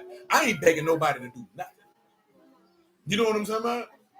But if you live it, if you actually a live, living manifestation of the word, and they can see the benefit and profit of the word and how you live, you can win more souls than you can opening your mouth. Don't nobody want to hear you talk about God and they know you living sour. Don't nobody want to hear that from you. They don't take you seriously. See, we thinking this like other stuff in life. This is the one thing that you need to live before you go to talking about it. You know what I'm saying? And then like I said, right, you can say, because I get it, right? Your family members. You love them, you know them, you're close to them. You want them to do what you're doing. But that's not up to you. That's up to Yahuwah. But the way that you can win them is not necessarily, hey, check this video out. That's nothing wrong if you tell them to do that. Or come visit service one time. Ain't nothing wrong if you tell them to do that. But I guarantee you what would be more effective is if they see the tangible, actual benefits of you living the word when they see you. Now, some of them, it may do nothing for them. But more than anything, your life will be a testimony against them. Because guess what? You can't try to save somebody and you ain't saved yourself. That's like throwing a life preserver to somebody who drowning and you drowning too. You know what's going to happen? Y'all going to fight for the life preserver and both of y'all going to die. But if you want to save somebody, save yourself first. Let your life be the example of what you want them to get down with. You know what I'm talking about? We trying to win people with information, but they looking at your life. And that's the information that they really focused on. Oh, praise Yahuwah, man. When I say he put a brother on here last week, he said he liked the word. So praise Yahuwah. Because see, like I said, right, like, and I'm talking about people in your everyday life. You know what I'm saying? Just live it. You ain't got to be like, I got to defend myself because they think this. I don't care nothing about that because this is what I'm on. Shalom, Shaul. This is how I live my life. And I ain't got nothing to prove to you. See, this is the biggest problem why we do this, because you feel like you got to prove something to your family members. You got to prove to them that you're not this person. Why do you even care? It's only one person you need to prove yourself to, and that's your Abba and Shamahim and your Redeemer that sit at his right hand. That's the only person you need to be proving yourself to. You don't need to prove yourself to no flesh and blood person. They can't give you everlasting life. So you don't need to be worried about that. If you focused on what it is that you're supposed to be doing, and you 100% dedicated and committed to that, if Yahuwah allow, he'll touch their heart and they'll receive it too. But if they don't, that's not your call. Because you can't say what the book say. Oh man, can you save your wife? Oh wife, can you save your husband? You can't save nobody. You got to save yourself. Because at the end of the day, if this person don't love Yahuwah, that ain't got nothing to do with you. I ain't got nothing to do with you not loving God. They ain't got nothing to do with me.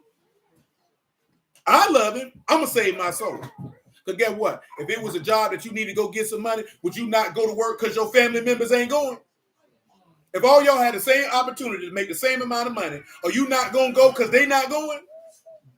You going to keep calling, you ain't going to come get this money? I ain't finna ask a nigga that too many times if he come to get some money. Clearly, you want to be broke. I'm going to get mine.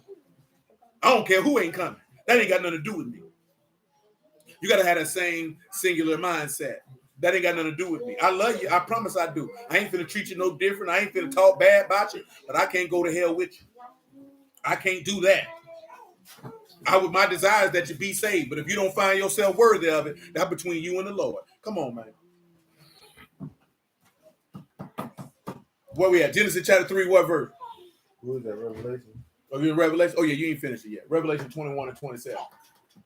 It says, and there shall be in no wise enter anything that defileth, neither whatsoever worketh abomination or make a lie, but they which are written in the Lamb's book of life. They which are written in the Lamb. Ain't that what you just seen in Isaiah 4?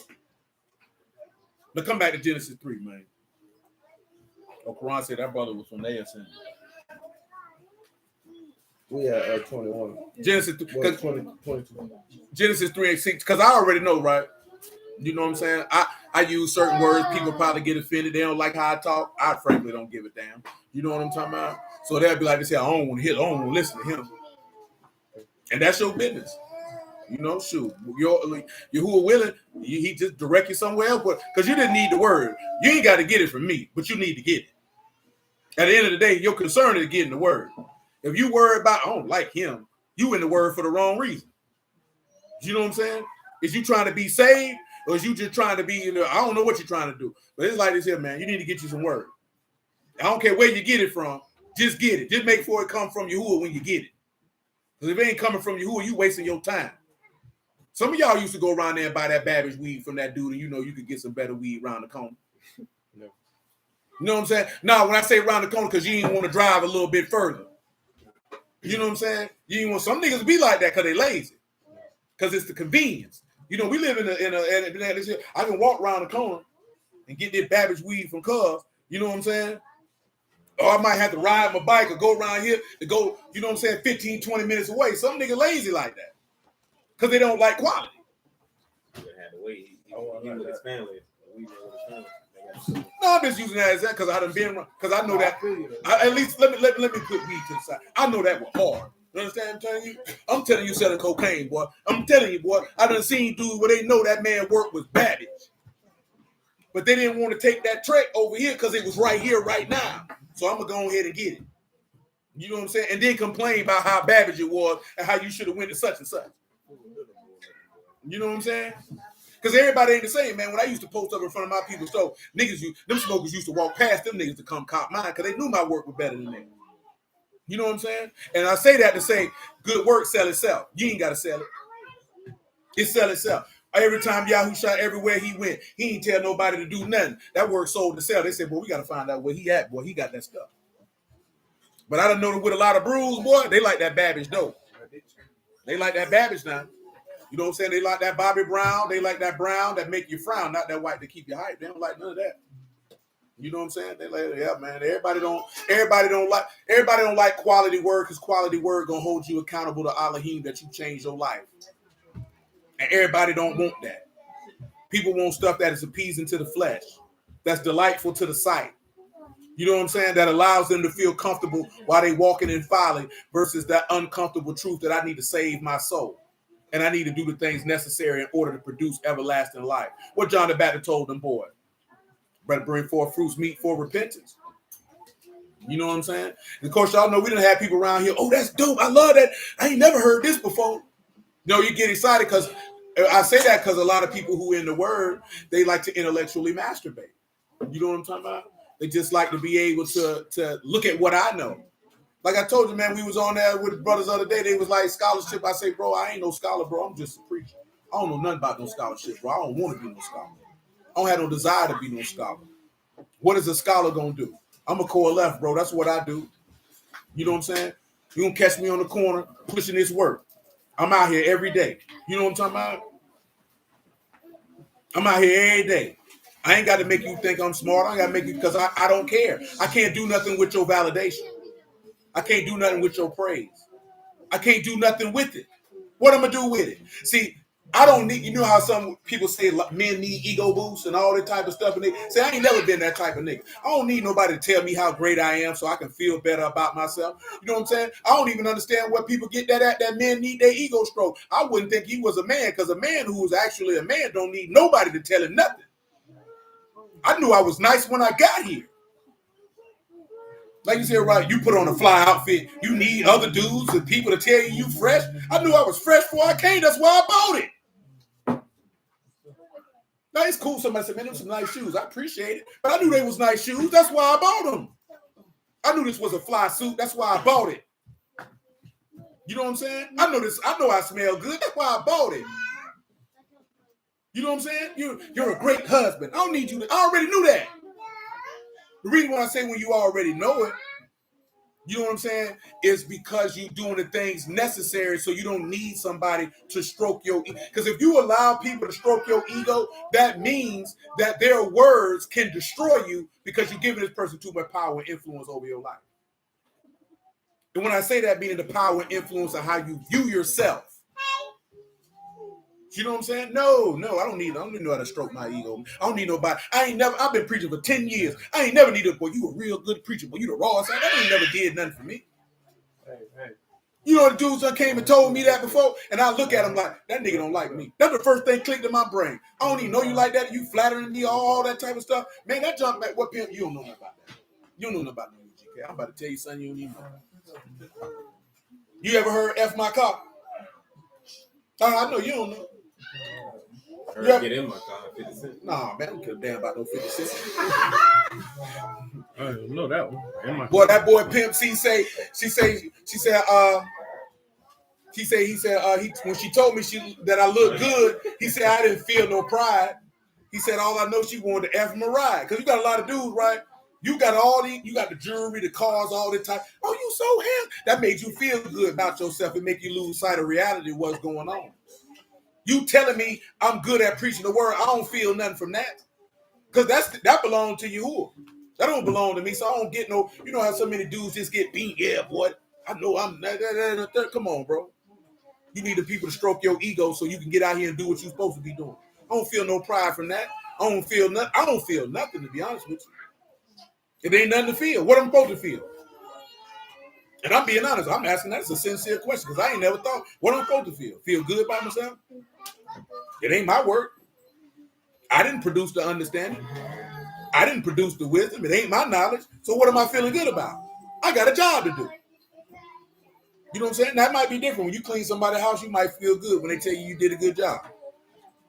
For me, I don't feel nothing. I appreciate that. Hopefully that means you call me again and I make some more money. You know what I'm saying? That's just how my mind works. I ain't saying it's right or wrong. I'm just telling you that's me. Other people may be different. I'm not condemning anybody if they think or see it different. You know what I'm talking about? But when it comes to the word though, no, I don't feel nothing. And if a dude come at me over the top with that flattery, oh, you don't like me. You don't care for me, man. Because if you did, you'll be giving esteem to you who you wouldn't be trying to make me feel like I'm this, that, there, and the third. Oh man, I've been in the street, man. I know how that works. That's how you get a bullet in the back of your head. You know what I'm saying? Like straight up and down. That, well, you know you be killing them out here, boy. You getting to that bread. You already knowing. Cuz hating on you on the low. There's envy in there. Grown men don't do that. Grown man to come to you, boy, I see you doing your thing, boy. Hold it down. He gone. You know what I'm talking about? He ain't with the extras. It's not how men operate. Come on, man. Genesis 3:22. It says, and Yahuwah said, behold, the man has become one of us to know good and evil. And now let he put forth his hand and take also of the tree of life. Let's see what? Eat and live forever. Eat and what? Live forever. Don't you know that everything that come out that tree of life, get it for him, man. Galatians 5:22. Run it for him. Finish that out for me. It says, therefore Yahuwah Elohim set him forth in the garden of Eden to the ground from whence he was taken. So he drove out the man and he placed at the east of the Garden of Eden cherubims and a flaming sword which turned every way to keep the way of the tree of life. Listen, right? He put Adam and Eve out, just like you've seen in that Revelation 21 and 27, that nothing that defiles can stay in that city. Because once they committed that act, they had to get out. They had to get out. You know what I'm talking about? So that's where you see that. Now, of course, he brings that to bring the way of the tree of life. I'm going to finish this 1 Timothy, and then you can run with what you got. 1 Timothy 1:9, knowing this, that the law is not made for a righteous man, but for the lawless and disobedient, for the ungodly and for sinners, for the unkadash and profane, for murderers of fathers and murderers of manslayers, for whoremongers, for them that defile themselves with mankind, for men stealers, for liars, for perjured persons. And if there be any other thing that is contrary to sound doctrine, according to the esteemed Basar of the Baruch Elohim, which was committed to my trust. And I thank Mashiach Yahusha, our Lord, who have enabled me, for you have counted me faithful, putting me into the ministry, who was before a blasphemer and a persecutor and injurious, but I obtained mercy because I did ignorantly in unbelief. And the mercy of our Lord was exceeding abundant with faith and love, which is in Mashiach Yahusha. This, a faithful saying, worthy of all exception, that Mashiach Yahusha came into the world to save sinners, of whom I am chief. So that's what Mashiach came to reverse what was done, so that the word could be in you, so that you could be in a place where there's no need for the law, because the law is for sinners. That's why he say those that, because we just had this conversation with a brother, where it say we won't be teaching everybody. Boy, if the word in you, nobody need to teach you not to sin. The word in you, boy. It's in you. Ain't nobody got to tell you nothing. But see, we be missing the point on what that means, you know what I mean? But also to the point that you won't have need to teach anybody, because in New Jerusalem, everybody gonna have it. Ain't gonna be no sinners there. Sin bring forth death. See, this is the thing, right? Adam was gonna die, but that was not Yahuwah's desire, because all Adam had to do was eat from the tree of life and he'd live forever. He could have ate the fruits of faith and lived forever. What does that mean? Galatians 5:22. He finna tell you. Listen to it. Come here, boy, so I can go ahead and peel your scalp back. But the fruit of the Spirit is love, joy, peace. Love, joy, peace. Long-suffering. Gentleness. Goodness. Meekness. Faith. Meekness. Temperance. Self-control. Against such there is no law. So if they would have ate from the fruit of the tree of life, that's what they would have produced. And since there's no law against any of those things, that's why they wouldn't have died. But see, look here, right? See, now, if they would have ate from the tree of life, and then they got a tree of knowledge of good and evil, they would have been in the state that we in right now. You got the Ruach, but you still gonna die. See, he didn't want you to get to that point yet. Because that was reserved for Mashiach to bring down that blessing under you to be there. Because you still gonna die. You got all the fruits of the spirit, but you still gonna die, which means that Adam would have brought the resurrection of the dead if he would have allowed that to continue. So that's why they had to go. And then, of course, y'all know from what's in Galatians, faith was shut up under us until the time revealed. That's why he put the flaming sword. Keep the mystery back. You know what I'm saying? Now Mashiach done came and been manifested. Now we can pull the swords back. Same way you couldn't come into the Kadash of Kadash and come to the mercy seat. But now that Mashiach done came, you can enter into the inner sanctum and throw yourself down at the throne to find mercy and help in the time of need. See, praise be to you, Lord. See, we don't be paying attention to that type of stuff like this here. Because I'm gonna be honest with you. We study the word wrong. You study the word to debate. You study the word to preach to other people. You study the word to answer people who don't believe what you believe, instead of studying the word to know your God and save your soul. When you do that, then you can be able to do the other things way more effectively.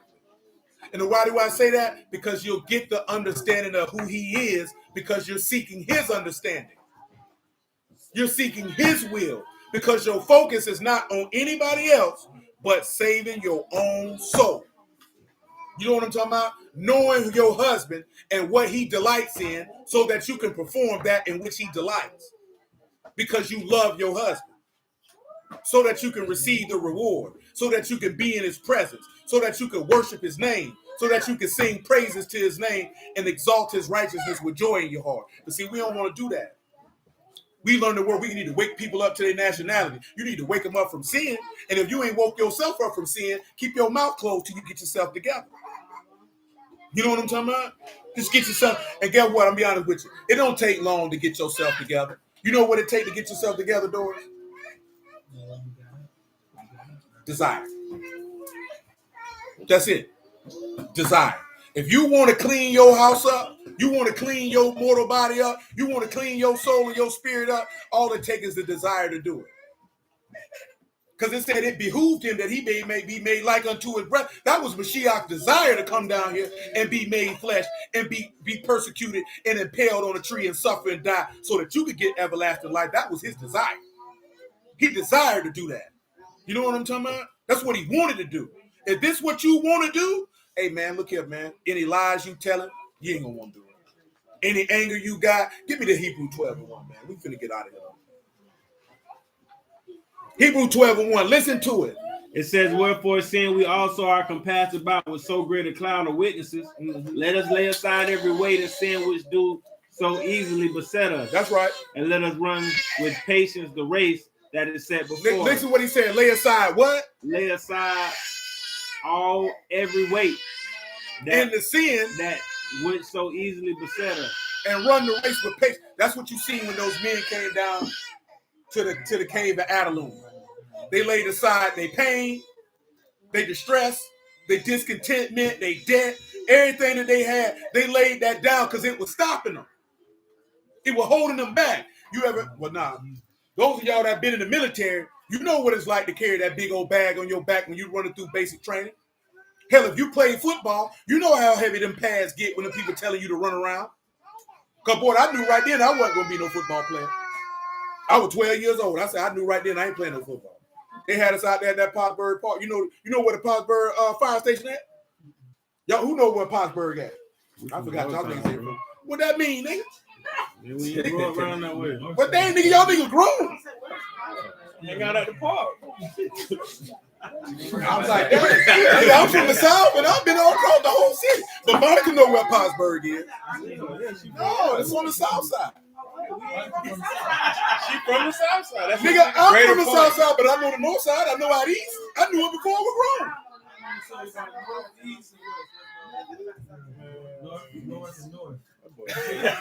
Said he know where it's at. Nigga, Pottsburg is one of the projects in the city. North side niggas stay on the north side.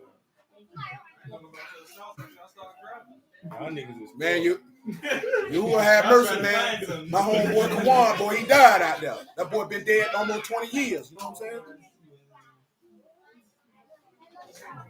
Boy, that boy say 20. You know, hey, Karan, boy, we in America, we don't know nothing about no metric system.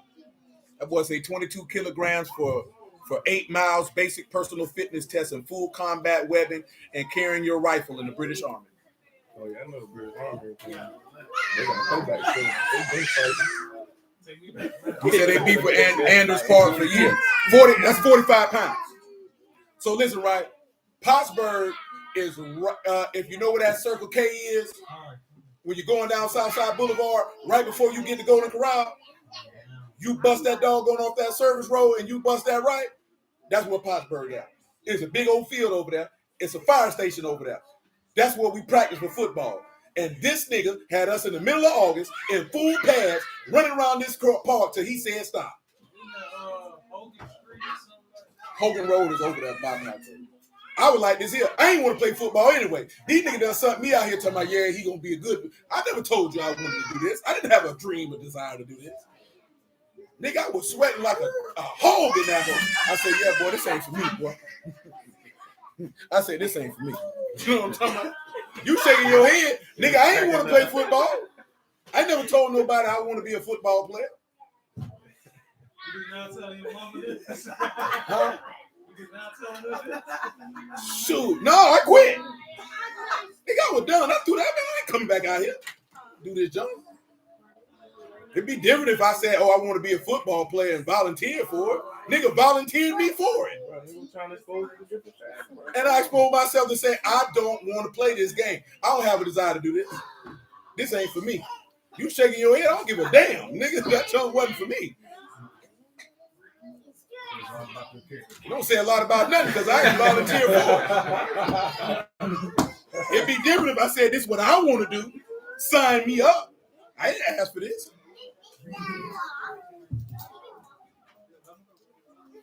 Oh, Anders Park, yeah, them boys in Anders. Shoot, there's more white folks over there in Anders. You know what I'm saying?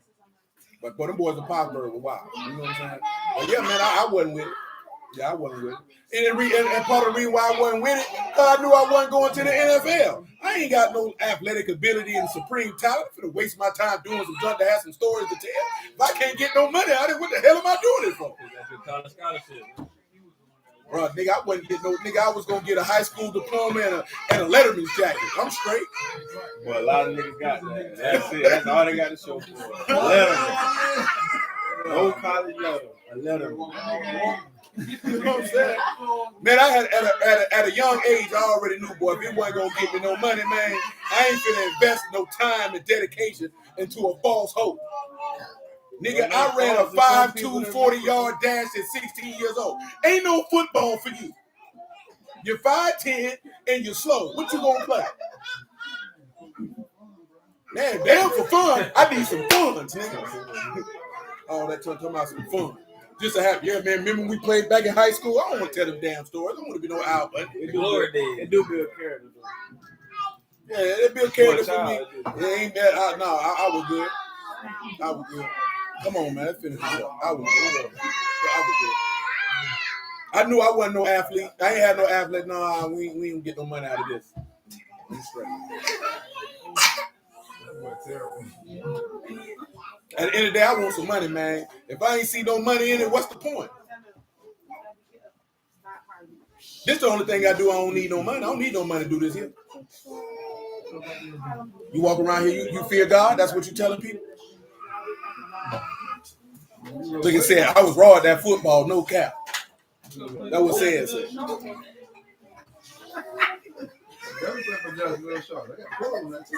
Man, I wouldn't care nothing about none of that. You know what I'm saying? He could have been short. Nigga battered and bruised in their body on a whim, man. I'm straight. Nah. That ain't compared to no football game. That's a The small niggas do that, then go out there and sacrifice their Yeah, them niggas go Double both ways whammy. and then go run into another man for 3 hours. Yeah. Yeah, I definitely wasn't gonna go to high school. You know how many dudes I went to high school? Boy, them boys ain't sniff a college campus. Ain't nobody write them a letter. Ain't nobody say, come check us out. All they got is memories and a letterman's jacket. I'm straight on that, bro. And the John. Oh, I'm in Inglewood. I'm straight up. Yeah. But guess what? Out of many high schools in Jacksonville, it ain't that many of them that make it and actually good or serviceable. They may make it, but they don't be there. They not for long. But I give them credit. I mean, you got to be there 3.5 years just to get a pension. I'm good, man. I knew I wasn't no good. You know what I'm saying? I knew it. I just liked the game. I didn't want to play it. You know what I'm saying? Yeah, this vast majority of everybody. You know what I'm saying? I ain't want to play it. I ain't had that love for it. I knew I ain't had a love for it. And when he got us out there to practice, that confirmed it. Come on, man. It say, looking unto Yahushua, the author and finisher of our faith, who for the joy was set before him endured the state, despite the shame, and is set down at the right hand of the throne of Elohim. That's right.